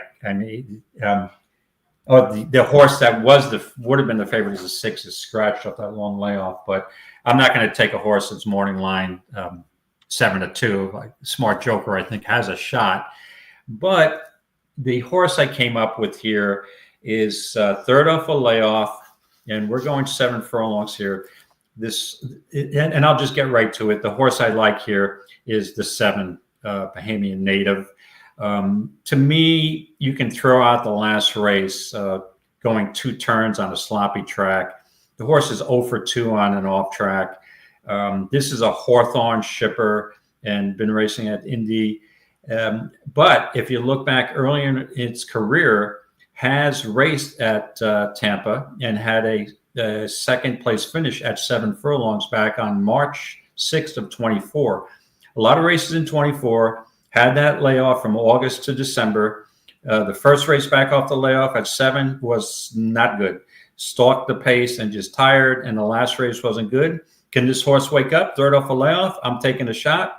15-1 morning line is too tempting for me in a race that's wide open. So I'm on the 7 Bahamian Native, and the other logical horse to me would have been the 1 Kathleen O'Connell's horse off the win at 7. I don't love having 16,000 claimers win 2 in a row, but I think that's I'm not going to leave Kathleen O'Connell out of my exotics. So be 7, the long shot over the 1 as my secondary pick, believing in magic. How'd you see it, Scotty? Well, I'm thinking about going with the 4-horse paralegal who was claimed off of Kathleen O'Connell last time out, who are 2 races back, who also, by the way, has the 1 horse. But let me tell you what, look at this horse was 49, 41, 53%, the last three races 2, 3, and 4 back. Now, albeit on the lead. And last time out against a 58 group, so they put the horse over its head, and the horse was only 6% to win, and it broke last. So, I mean, that's not good. And the problem that I have here a little bit with this 4, but it's 5-1 on the EE morning line and 31%.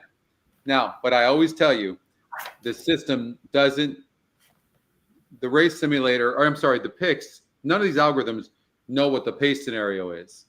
And this horse clearly needs the lead. But I mean, to see this horse as a price play, a horse to watch, 5-1 EE morning line, 31%, EquinEdge long shot, holy hell. Like, don't you just by default have to use this horse? But then you look at another horse like the 11. That horse is 7-2 on the EE morning line, the top EquinEdge pick. But its best races have come on the lead as well. Now, it didn't really rate last time out. It got second by default because the other horses were stopping. And it seems to need the lead. The 1's the fastest horse in the race. Then you look at a horse like the 2.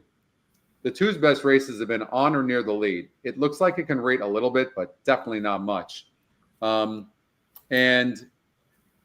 I think it's earned most of its money on the turf, and now it's running on the dirt. But it's 9-1 in the EE morning line. Are you confused yet? Like, and Oldie said it just a few minutes ago. Like, who's the closer in this race? Like, it doesn't even look like there's a true closer, is there? Yeah, that would be the question. I think the 7 can close if the horse has anything left. But no, I agree, and that's what made this race so difficult for me. That it's kind of a murky pace, and who's going to be closing. And I think you could get a big long shot out of this field. Yeah, I know. Or whoever clears wins the race. Correct. Yeah, that's usually the way it happens. Either you get the speed duel or you don't, right? So yeah, it's tough. I thought this race was the toughest of the entire card, in all honesty. And the 1 does draw the rail, but it's had inside posts in many of its races. 3-hole last time out against 11 other horses, by the way, and then the 2-hole the time before that. But it couldn't clear. Right. And if this horse even hesitates, then the 4 is gone. The 4 is sending. The 4 is fast early. Absolutely. If I found a true closer in this race that the race simulator said was closing, I absolutely would use that horse. And I'm looking carefully right now as we're talking. It could be the 7 or the 5 horse. Excuse me. It could be the 5. It gets off the rail, gets an extra furlong. The GSR goes up a little bit. Win percentage is about the same, but that makes sense. And the horse has some tactical ability, it looks like. I mean, 3 back, it was 3 lengths back of the stretch, and it barely lost getting third at 6.5 furlongs against a similar group. I mean, it's gonna get the pace here. Like, could this be the bomb in the race, the 5? 5 could be the bomb. Yeah, I mean, this horse has been racing at this level, and if you go 3 back, 6.5 furlongs, just missed, had a 3rd place finish, less than a length behind the eventual winner at 12.5 to 1. I wouldn't talk you out of that 5 horse. Right. Like I said, I think this race could pop a nice price horse here. Yeah. I mean, can you find one race, this 11, but wins the simulator? Show me one race in where this horse is rated. One. It doesn't exist. No. The same with the 1. Same with the 1. Now, the 1 on the race simulator is attractive because the race simulator shows the 1 getting the lead early. With a bunch of horses that need the lead, if that happens, the 1 goes gate to wire and wins for fun. Maybe we're overthinking this. Maybe it's the 1. The 1, the 1 would have been my secondary play here. The 8th at Tampa, yeah. The 7's the same type of deal, though. I mean, it does look like the 7 has some rateability, some, but the 7 really, David, isn't the type of horse that rates as well. Like it shows speed. Now, one thing I do like, actually, we saw this earlier today, David, and that is the 7 horse showing speed last time out, going a mile and 3/16, and now cutting back to 7 furlongs, and the GSR goes up a little bit. Mm-hmm. I like that. Like that a lot. You can right. Again, it show a little speed from an outside post. Had the extreme outside post going to turn. Not the greatest. Basically prompted the pace. Tired late. But I do have a question. Maybe this horse is not the same off the layoff, but that's the risk you take. Maybe the 3rd race off the layoff. 3rd race is the charm. About 2 races under the belt. So it can go either a 2 race, but to me, it's a risk reward issue again. If I can get 10 or 12 to 1 on the 7, I'm all in. It's if the 7 was 3 to 1 or 4 to 1, I'd want no part of it. I'm gonna the 8 horse hits the board. Rob says consistently. It does. I don't like horses like this either because it's right there at the stretch and it never gets there. I mean, look, there's every case. Second by a neck loses. First loses. A neck loses by a length and a half. Look at this. I mean, every time with this horse. Mm-hmm.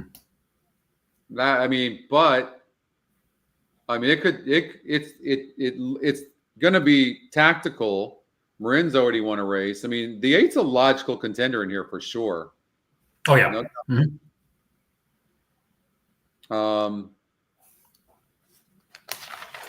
It's hard to get by the 4 horse for me, but this horse needs to clear. But look what it did here, David. This is interesting. It was a half a length back at the stretch right here, going 6.5, 3 races back, and still won the race. Maybe it can sit right off of the. Now, which race was this, Scotty? What race? 3 races back, but that was an easier group too. That was actually a 34 group. Right. Right. And December 29th? Oh, you're looking at Smart Joker. I'm sorry. No, I wasn't. No. I was looking at the 4 horse. I was looking at So if you look at it, this horse, the interesting thing about that race at 6.5, right? The horse had the lead, gave it up, and then came back on. Yeah, but that was also a 34 SOR group. Yeah. Mm-hmm. You know what I mean? And then went gate to wire here against this 42 group and then broke 11th here. I will say this. I mean, the horse does have a little bit of back class in which it's not run terrible. So I don't think the class level is going to be the issue here for this horse today. I think it's going to be, does the 1 break slow and the 8 get the lead? And that's a possibility. But the problem is if the 1 breaks bad, that's great for the 4, but then you got the 2 horse to contend with. You know what I mean? Yeah. And then I see the 11 could be pressing the 8. I'm going with the 5. Screw it. I'm going with the 5. Okay, so Scotty's landing on the 5 maptitude. And rather than aptitude, you've got the right maptitude. Aptitude. Okay, put on that. Okay, so I'm just making sure I got my picks in here. 3:20, we got plenty of time. So. Yeah, that's what I've been Okay, doing. good. Yeah, because I'm decided it's the last weekend of Tour Points that I play a second entry, and a buddy of mine just texted me. He's like, "You're an idiot for not playing the third entry." And I'm like, "All right, thanks. You call me an idiot because I don't like to do it." He's like, What a good friend. "All you have to do is move up a few points." He says, I'm like, no, the 3 is going to confuse me more. And then I'll be all pissed off because I'm like, if I used the combination of the second ticket and the third ticket, I would have been in third. I would have had, so 2 tickets is enough for me. 2 tickets enough. Okay, 9th race at Tampa Bay. All right, let me just pull that up.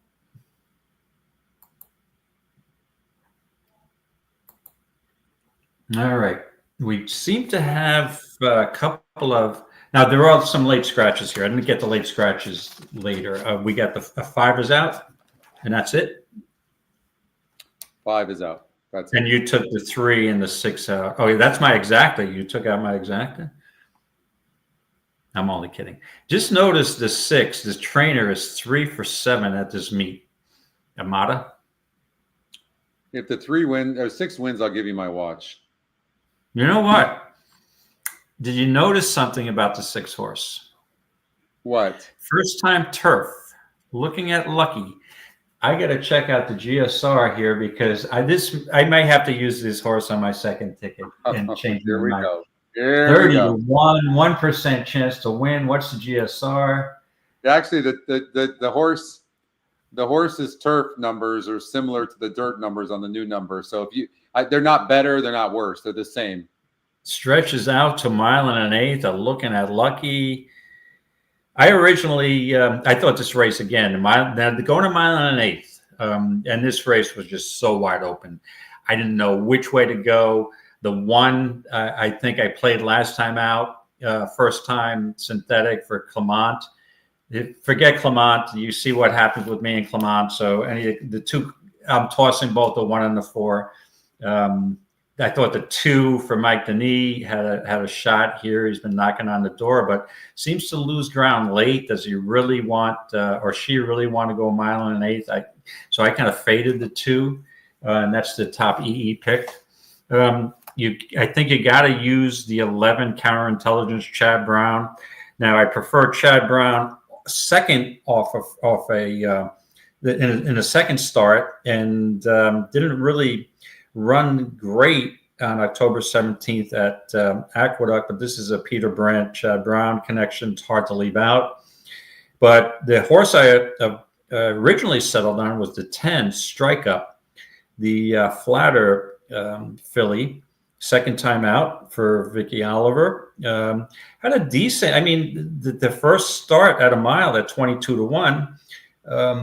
It did make up some ground late. So that's just to me, that race was an education. The 10 is a usable horse, in my opinion. And the more I look at it, I'm almost tempted to use this 6 horse because that's my profile. I've scored in the past with some of these first-time turfers in races that you say, some of these turf horses don't want to go 1.125 miles. So this is what I'm going to try to beat the Chad Brown horse. If I was going 3 deep in horizontals, I'd use the 6, 10, 11. And I'd take exactas 11 over the 6-10. With that being said, give me the 10 Strike Up as my primary pick and give me the long shot Amata as on the second ticket as my secondary pick. So how'd you see this, Scotty? You want to go with the Graham Motion 0 for 11 horse? With no speed, but Graham's he's doing well at Tampa. Who are you going with again, David? I'm going with the 10 Strike Up, Vicky Oliver's horse, second time on turf after just losing by 3 lengths to another Chad Brown horse fundamentally. And then I can't resist the 6 horse first time turf. Probably not a likely winner, but I've seen worse long shots. So 10 is my primary, 6 is my secondary.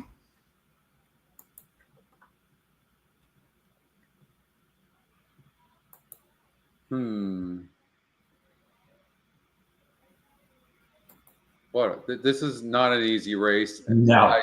I mean, I want to take the 2 horse, but my gosh, this horse has burned so much money. What's the upside of taking a horse like the 2? It is 3-1 on the EE morning lines, the top EquinEdge pick. It wins the race simulator, not by much, over the 7, who's going to be well far back. It looks like the closer in the field. Look how far back it is. I mean, it's just flying. It's a double blue. The 11 is closing as well. The 8, Ocean Mermaid, that horse is moving up in GSR, getting off the synthetic and back on the turf. But it has 4 layoff lines in 4 lifetime races.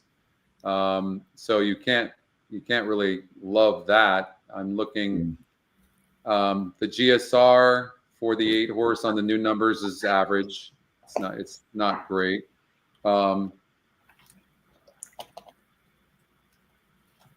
Let's see here. Jockey trainer combinations don't show you anything. Anything different here on the changes?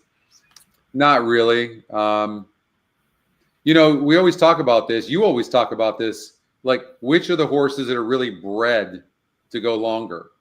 You know, and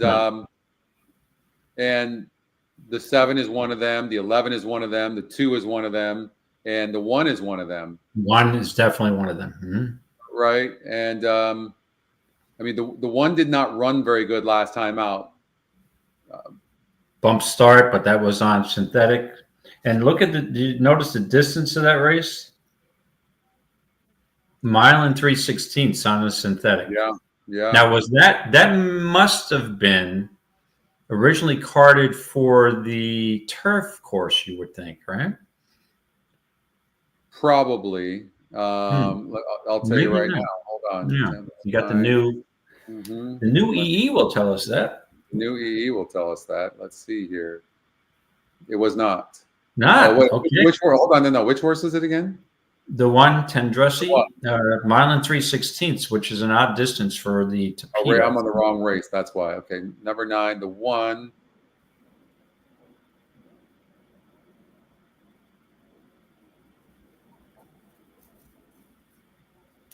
It was not. It was ironically, it was on the synthetic. Yeah. Yeah. I haven't seen many of those. Yeah. Okay. I've never seen that.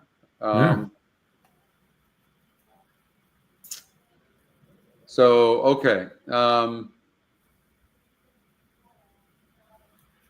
workouts don't really show anything for the 1. Yeah. You know. And it's definitely a cutback from 1 3. The short cutback from 1 3/16 to 1 1/8. Right. So, you know, if you like the 2 horse, then you like the 7 as well. It's a kind of a similar thing, right? I mean, the 7's burn money. The 7, the race simulator says the 7's going to be flying, but 2's going to get first run, and 2's tactical. I mean, but 2 has been bet in every single race, and burn money. You want to talk about, this is a classic money burner right here. Yeah. And you look at how many seconds where this horse had the lead coming down the stretchers and losing ground and everyone. I mean, you've got, I'm looking at 3 races in a row that this horse finished second, less than a length behind the winner. So I just think this horse may not have the heart to get the job done. She runs with horses, but she doesn't want to finish in front of horses. And stretching out to 1 1/8 here, where she's already tried that distance, albeit it was a Churchill Downs. It looks like a good field on November 2nd. Yeah, and it's going to take pace pressure from the 4. Yeah, it's probably a horse I would. I'm not sold on the 2. Honestly. The rail is out, I'm assuming. No, rail's not out for this race at Tampa.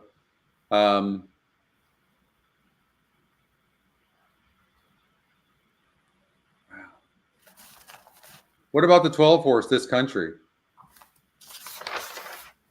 That's an outside post, but I will tell you, so don't let this is such a long race, but I don't think the outside post is really going to, negate a horse's chances totally.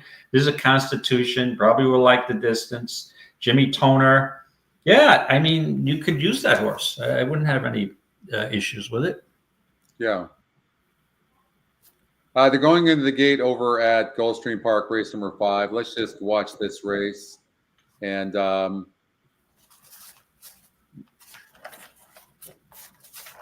race number 5. It looks like we're on the Tapita. yeah, it's a very tough race. The top pick is the 4, Take Your Seats, over the 7, over the 3. So 4, 7, 3. The 4 horse, Take Your Seats, is 34%. But Star of the Beast, oh, the 9 goes, though. There's Split Strike, taking the lead. Smart move. Yeah, blinkers on. Figured too. Yeah. And we'll take a look at this race too, David. We've been talking about how speed hasn't really been holding on the synthetic going longer. Mm-hmm. No, we're going to find that's going to be put to the test right here. 9 looks like he's moving pretty well. Nice easy gallop. Yeah. Stretching out for the first time.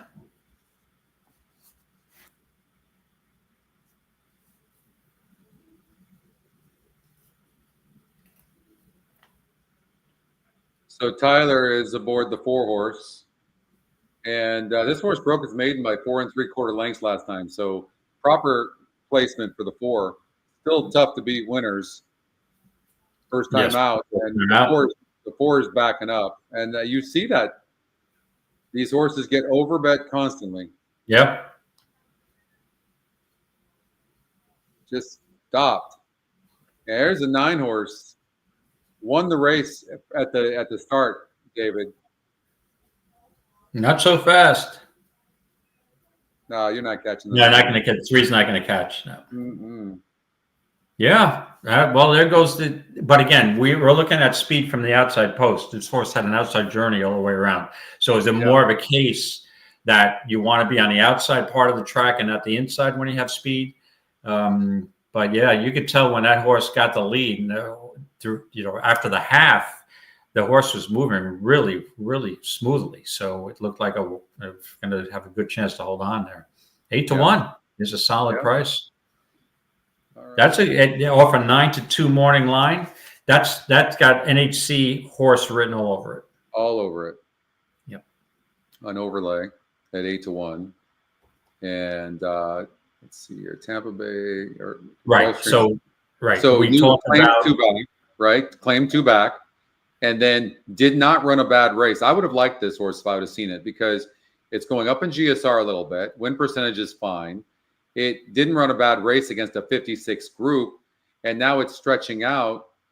But this is a horse doing something for the first time, but it's 8 to 1. But that's a massive drop in class. Big time. You read my mind. That's what I was going to state next. That there's a difference between don't use a horse don't wager on a horse who's trying something for the first time as the favorite. Yeah. 8 to 1 is value. It's a risk reward factor, right? I'll take 8 to 1 all day long on a horse trying a distance for the first time if I'm getting rewarded handsomely.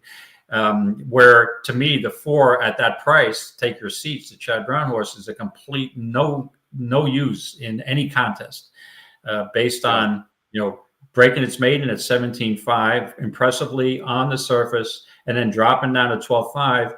And in actuality, is facing winners first time out. That's a no use horse to me.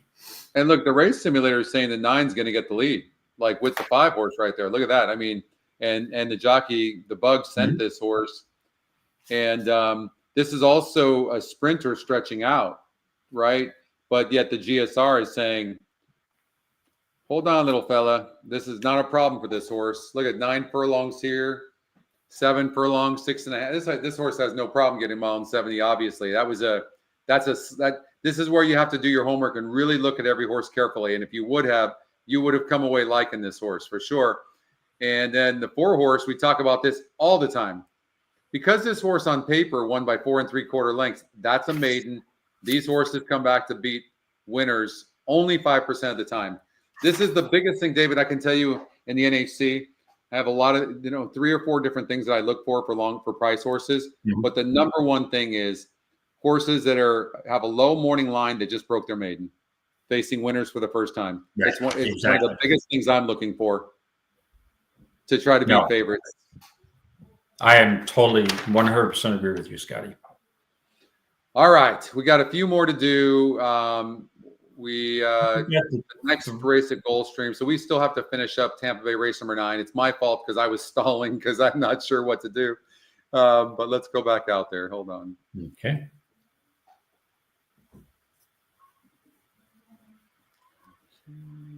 Let's go here. Tampa race number 9.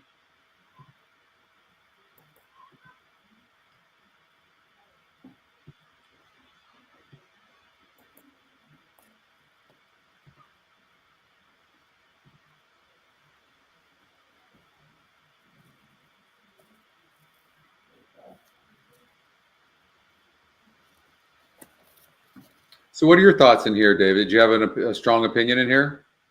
Yeah, I mentioned that I'm going to use the 10 strike up. Oh, that's right. 10, and then 10 6. Yeah, the 6 horse I didn't even look at earlier, and then I'm looking first time turf, and I'm going to play 2 tickets, so why not? And for real money in this race, if I was playing, I'd probably use. I'm not going to leave the Chad Brown out. The 11 I'd play over the 6-10, and maybe use the 1 in some combination there. You know, I'm going to use the 1 because of the connections. When I look at this horse, look at the GSR. I mean, it's going up 19 points. It's it's a horse to watch. It's got the top GSR, top SOR, and the race simulator only has the horse losing by 3 lengths. The favorites have burned a ton of money. I'm going with the 1. Okay, going with the 1. I had that horse last time out. I hope it doesn't come back to bite me in the ass this time, but at least I know Scotty will have it. So, okay. All right. All right. I think we've got 3 Santa Anitas, and then we are good to go. 3 Santa Anita races. All right. So let's go here. Make sure Santa Anita race. What race number is it? Number 1. And we do, well, the 4 was an early scratch, so, okay. Tampa Bay. I had the 1 horse. Put that in there. And then Santa Anita, the 3rd event is Santa Anita race number 1. Okay, let's do that. Santa Anita race number 1, and let's run the race. Okay. So what we've got here at Santa Anita is a 6.5 furlong turf race. And this does confuse me a little bit, Scotty. So you can confirm this. This is not a down the hill race, correct? No, it's not. Okay. Nope. No, you'll see the configuration. We actually have the configuration for Santa Anita. It'll be obvious to you when you see it. Right. And the tricky thing with Santa Anita with the 6.5 is I'm looking at a horse. Say, let's do an exercise here. Let's use the 1 horse, right? December 26th, 6.5 furlongs. Oscar Joy, Oscar Performance, ran at 6.5 that day. That was down the hill. That's a completely different race, just so you know. You can see. Now, how do we know that looking at it's circled? It's circled on the past performances. You see that? Oh, okay, great. Okay, perfect. All right, thank you. Yep. It's circled. Now, down the hill, it broke 11th, to be fair, but then it came back last time out, and it says on the heels early. It looks like a horse that's kind of ranked from what I can see every time. It seems to have talent. It goes to a new trainer, but and it's going to get better. And it got 3rd last time out, but on the heels, it's 9% to win this time, where it was 26% to win that day. It's the EquinEdge 2nd pick, though, so there's some positives and negatives with this horse. Mm-hmm. Right. And so it goes to trainer Ruben Alvarado, who's 13% with first time horses. Right. Yeah. Oscar Joy, being 1 for 9, blinkers off, never won at 6.5, did have a solid 2nd back on October 6th.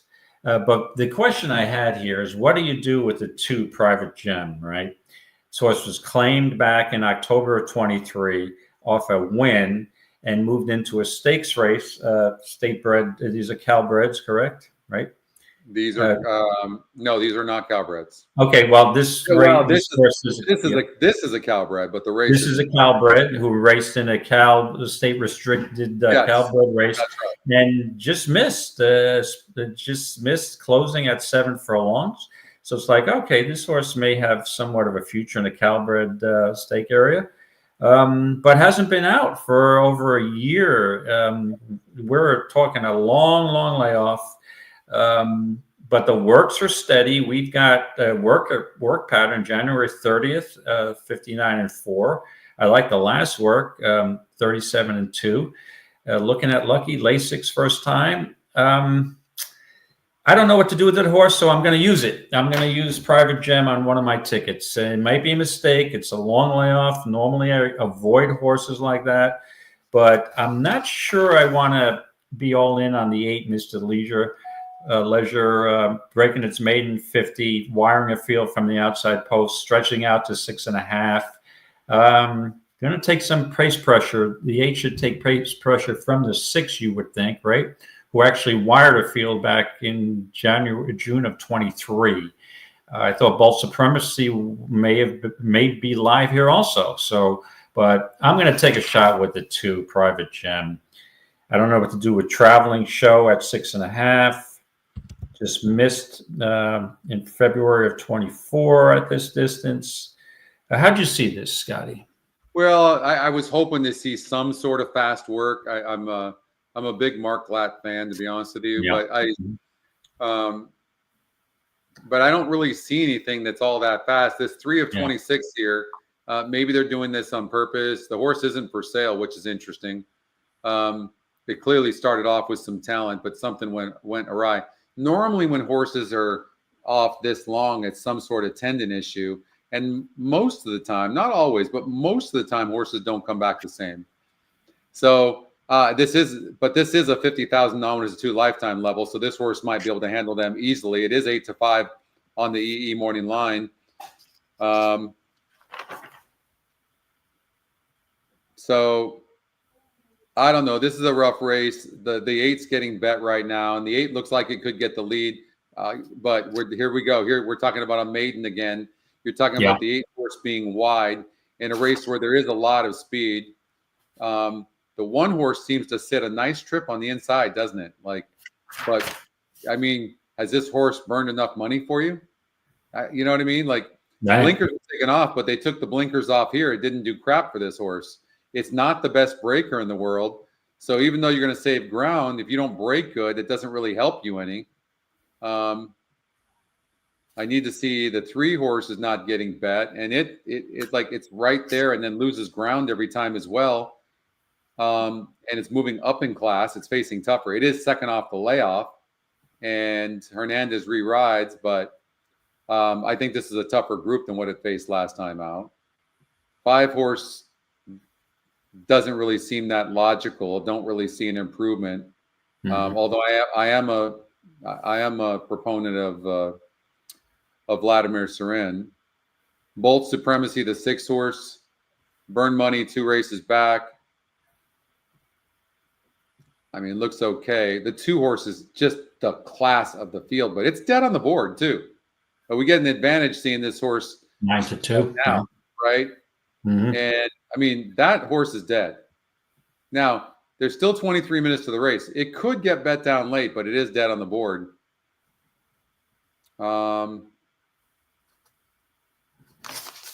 Yeah, not an easy race, is it? No. I'm going to take the 1. You're taking the 1. I think I'm going to use the 1 on my second ticket. I used the 2 on my 1 ticket, and I just think this, blinkers off. They're trying. I don't know. The 6.5 race 2 back had a trouble line with blinkers, but puts fronts on in the last start, which concerns me. But maybe on its best day, that might be the value play, and it is taking a little more money than I figured. All right, let's go Santa Anita race number 3. Okay, let me just put my pick in for that. That's Santa Anita 1. I am going to use the 1 in my second pick, Oscar Joy over Private Gem. All right, Santa Anita race 3. We've got, look at the race simulator. It's an absolute grab bag. yeah. All right, race And 3. We are going 6 furlongs on the turf. Optional claimer. For Florida. so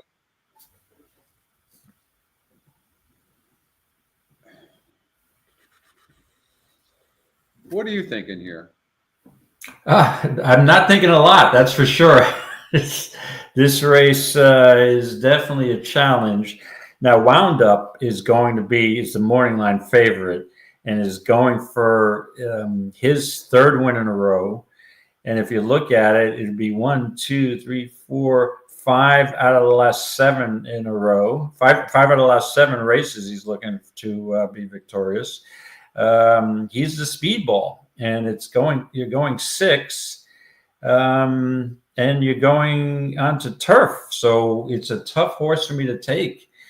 I looked at Clever Clover, and this horse, another one who's trying turf for the first time, right? Yeah. I originally, let me see here. I had Square Cat circled. This horse, Square Cat, has been on the turf before, 2 for 15. So it doesn't necessarily have the winning profile. Comes off an off the turf race, January 26th, where you could probably throw out, but the race before that was just awful at 50 to 1, an optional claimer. Yeah, has won 2 races back in the day in 23 at Santa Anita. And I'm still looking around for this is a race that I'm still shopping. I don't know. Now the 4 horse can actually rate some, but it's going on the turf, and it has a lot of speed. Is it the lone speed? Let's see.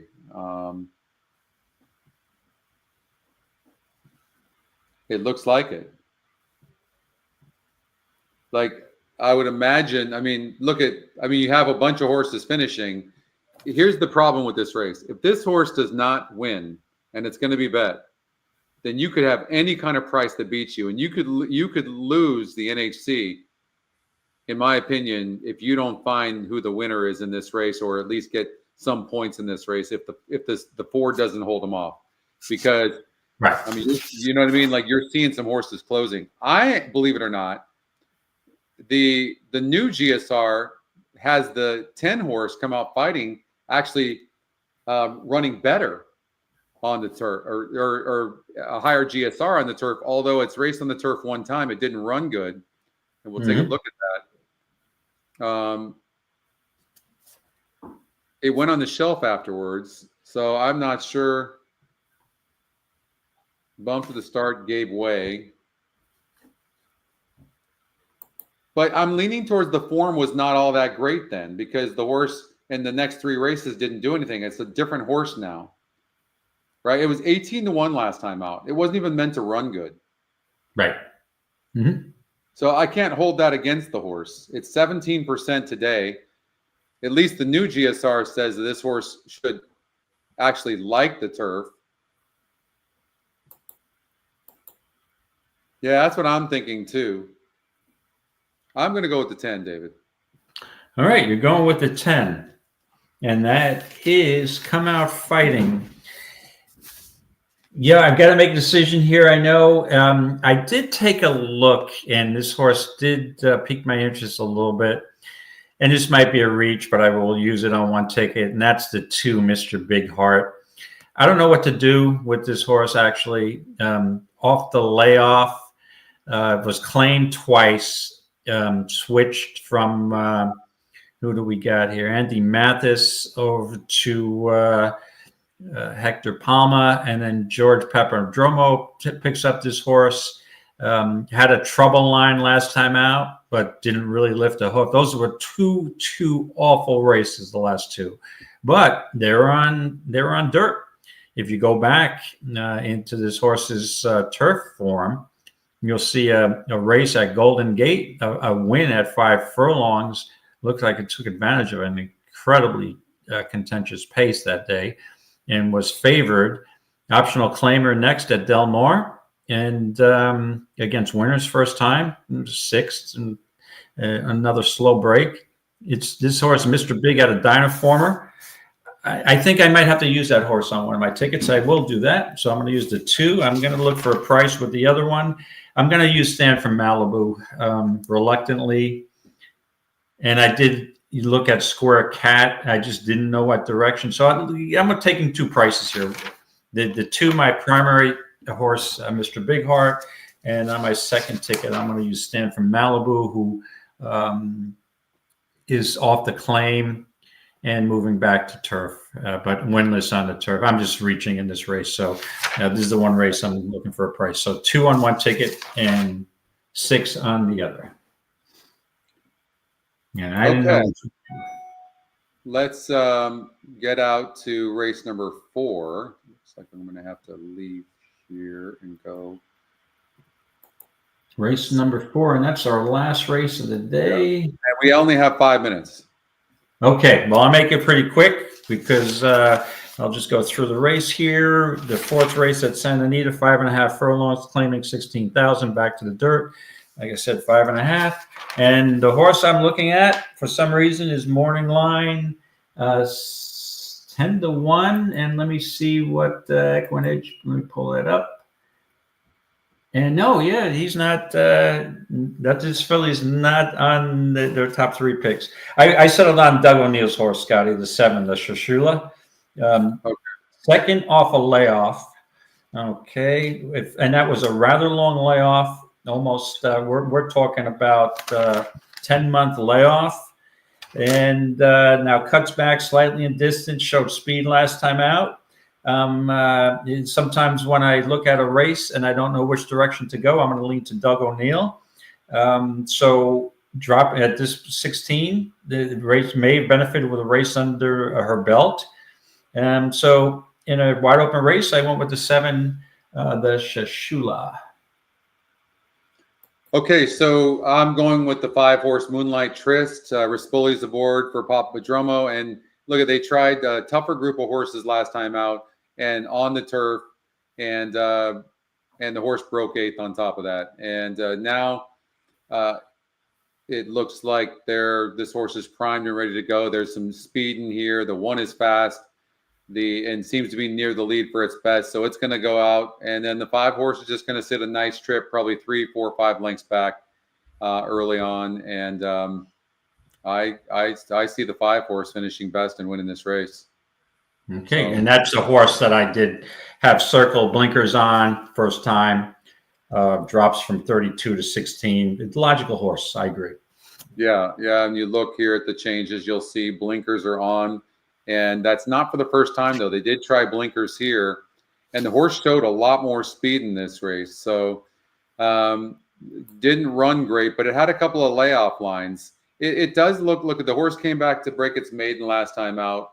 And then last time out, it broke from the 2-hole, but it's not like it wasn't trying or running and it broke bad. This is a realistic spot. Rispoli jumps back aboard, and I imagine this horse is going to get claimed today and most likely win this race. So I'm going with the 5. Okay, going with the 5, and that wraps up our qualifier races. So you want to stay on for the Gulfstream race? And after Gulfstream, I will be departing. And all right, so Gulfstream, I'm designer bag. I'm on designer bag as my primary pick. And wow, the 2 Spirited Boss, Scotty, is 3 to 5. Here. And this is the one where we said there's a lot of speed stretching out. Wow, that's a low price. That is a really low price. And Miss Mary Nell is not the 2. I'm on Miss Mary Nell, right? Yeah, I can't take that price on my second ticket. Let's see here. I mean, they're just. Let's see. I mean, nobody's going with the 2 early. Dan's got positive workouts. Thank you, Flatterer. Appreciate that as usual. Yeah,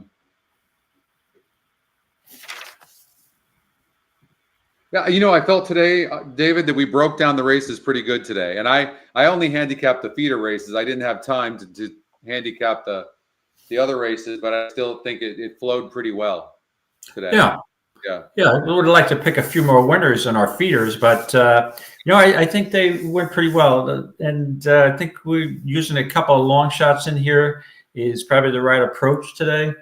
But we'll when the smoke clears at about 5:30, 6 o'clock, we'll find out how we were seeing things. And all right, thanks, Flatterer. Thanks for the kind words. So because we still have a chance to make a change. I might want to make a change. Okay. The 5 seems to be dead on the board, right? A 43% horse. For whatever reason, the system really likes this horse. Here's the thing. On paper, I think this horse looks like a 43% horse. The problem is, again, the system doesn't track pace. And when you look at the pace scenario, it just says that the 2 is going to get an easy lead, and that could really hurt this horse. It broke 8th last time out, but normally this horse breaks good. Let me ask you a question. Do you think it's possible that Joe Bravo sends the hell out of this 5 early and gets in front of the 2? It's a possibility. On the 5? Yeah. Like Trist? 5's got speed. I'm going to change to the 5. I've got to change to the 5. I'm going to change to the 5 because a 43% horse beats me. I'm going to be pissed. So you're going shop till you drop? I'm going to go the 5. I'm going to go, no, Miss Mary Nell. Oh, you're going, so you have Santa Anita up there. That's why yeah. Oh, I'm sorry. I am so sorry. Here we go. Yeah. I'm going to go with the 5, Miss Mary Nell. I have to tell you. That's why you guys were confused. Sorry, my bad. So look, when you run the race simulator here, I mean, the 5 actually has some speed. Thank you, Stephen. I appreciate that. Oh, good. Well, we look forward to seeing you then. Okay, Stephen at the first chance, last chance. Yes. All right. Good deal. So, like, there's a chance the 5 could get the lead. I'm not going to be surprised. So, but you have a 43% horse. The 1 horse, you know, the more I'm looking at this 1 horse who's 9-1 right now, this horse can rate. Why didn't we talk more about the 1? Well, it's been rating at sprint distances 5.5. I think this horse is going to be pressing the pace with the 2 horse here, and I don't think the 5. I don't think the 5 is going for the lead. I think the 5 has to stalk because you don't want to get involved in the speed duel here. But you have a good point. Can the 5 stalk? And won't the 6 be right up on the engine too? That's why I settled on the 3 as my primary pick, the closer. But I thought the other closer would be the 5. Super, super interesting. The 5 has the biggest GSR for this distance. It's just, can the horse rate? But I'm really, really like the 1 horse.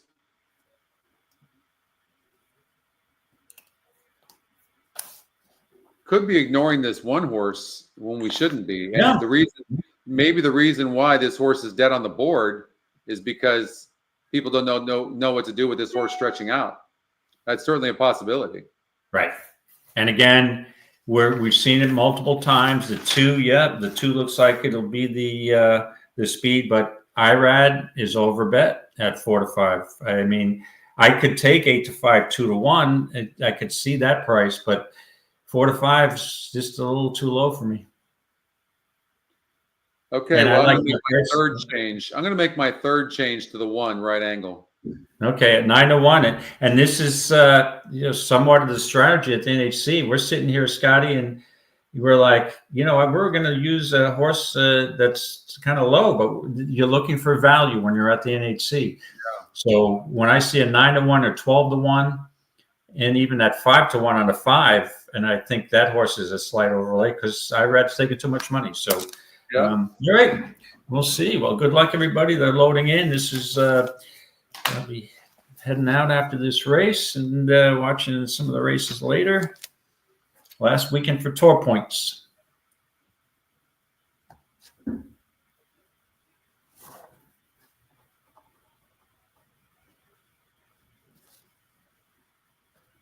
I guarantee you one thing in this race.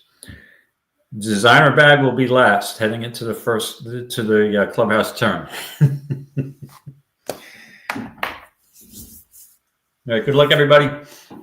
Thank you, Wiz, very much. Don't forget to like the show, everybody. Yeah, if you could, that would be great. Thank you. That would be great. It helps the channel, and we appreciate it very much.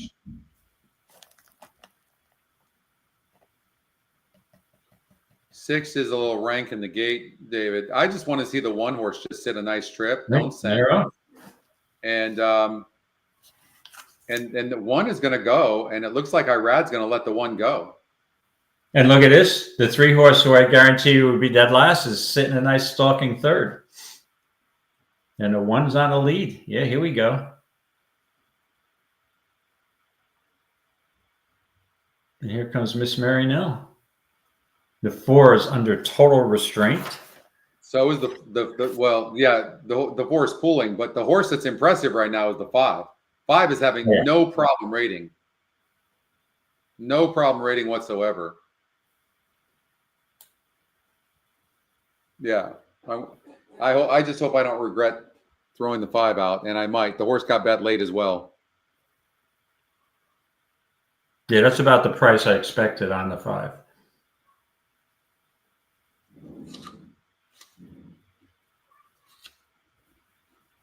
Cruising.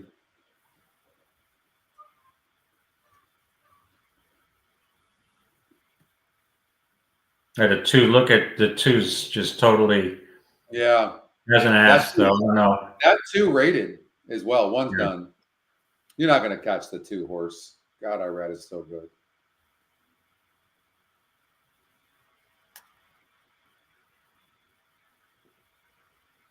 Well, the 2 favorites, first and second. Honestly, that's not going to hurt anybody. How good was my 4, though? Look at that. That 4 horse running third, not going to matter.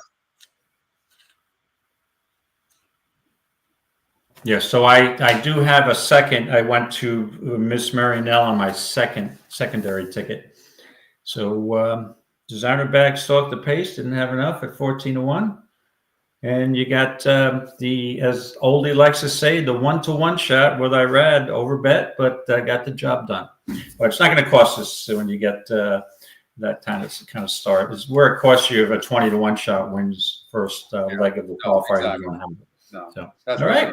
Well, thanks everybody for listening in and participating in the chat. It definitely helps move the show. And I have a great time with all the participants. So this is a blast every Friday. Thank you. Yeah, thank you, everybody. We appreciate that. And we will, don't forget, tomorrow you've got the Stretch Run show with Justin and Oldie and Chris. And look forward to that. And hope you have a wonderful weekend and win a lot of money. And we will see you next week. The road to the NHC, we appreciate it. And don't forget, 21 days from now, Las Vegas, the NHC, make sure to come and join us. And there's still time to qualify. So hopefully you'll get in and qualify. And good luck. And we will see you soon. Take care. May the horse be with you. We'll see you next week. Thanks again.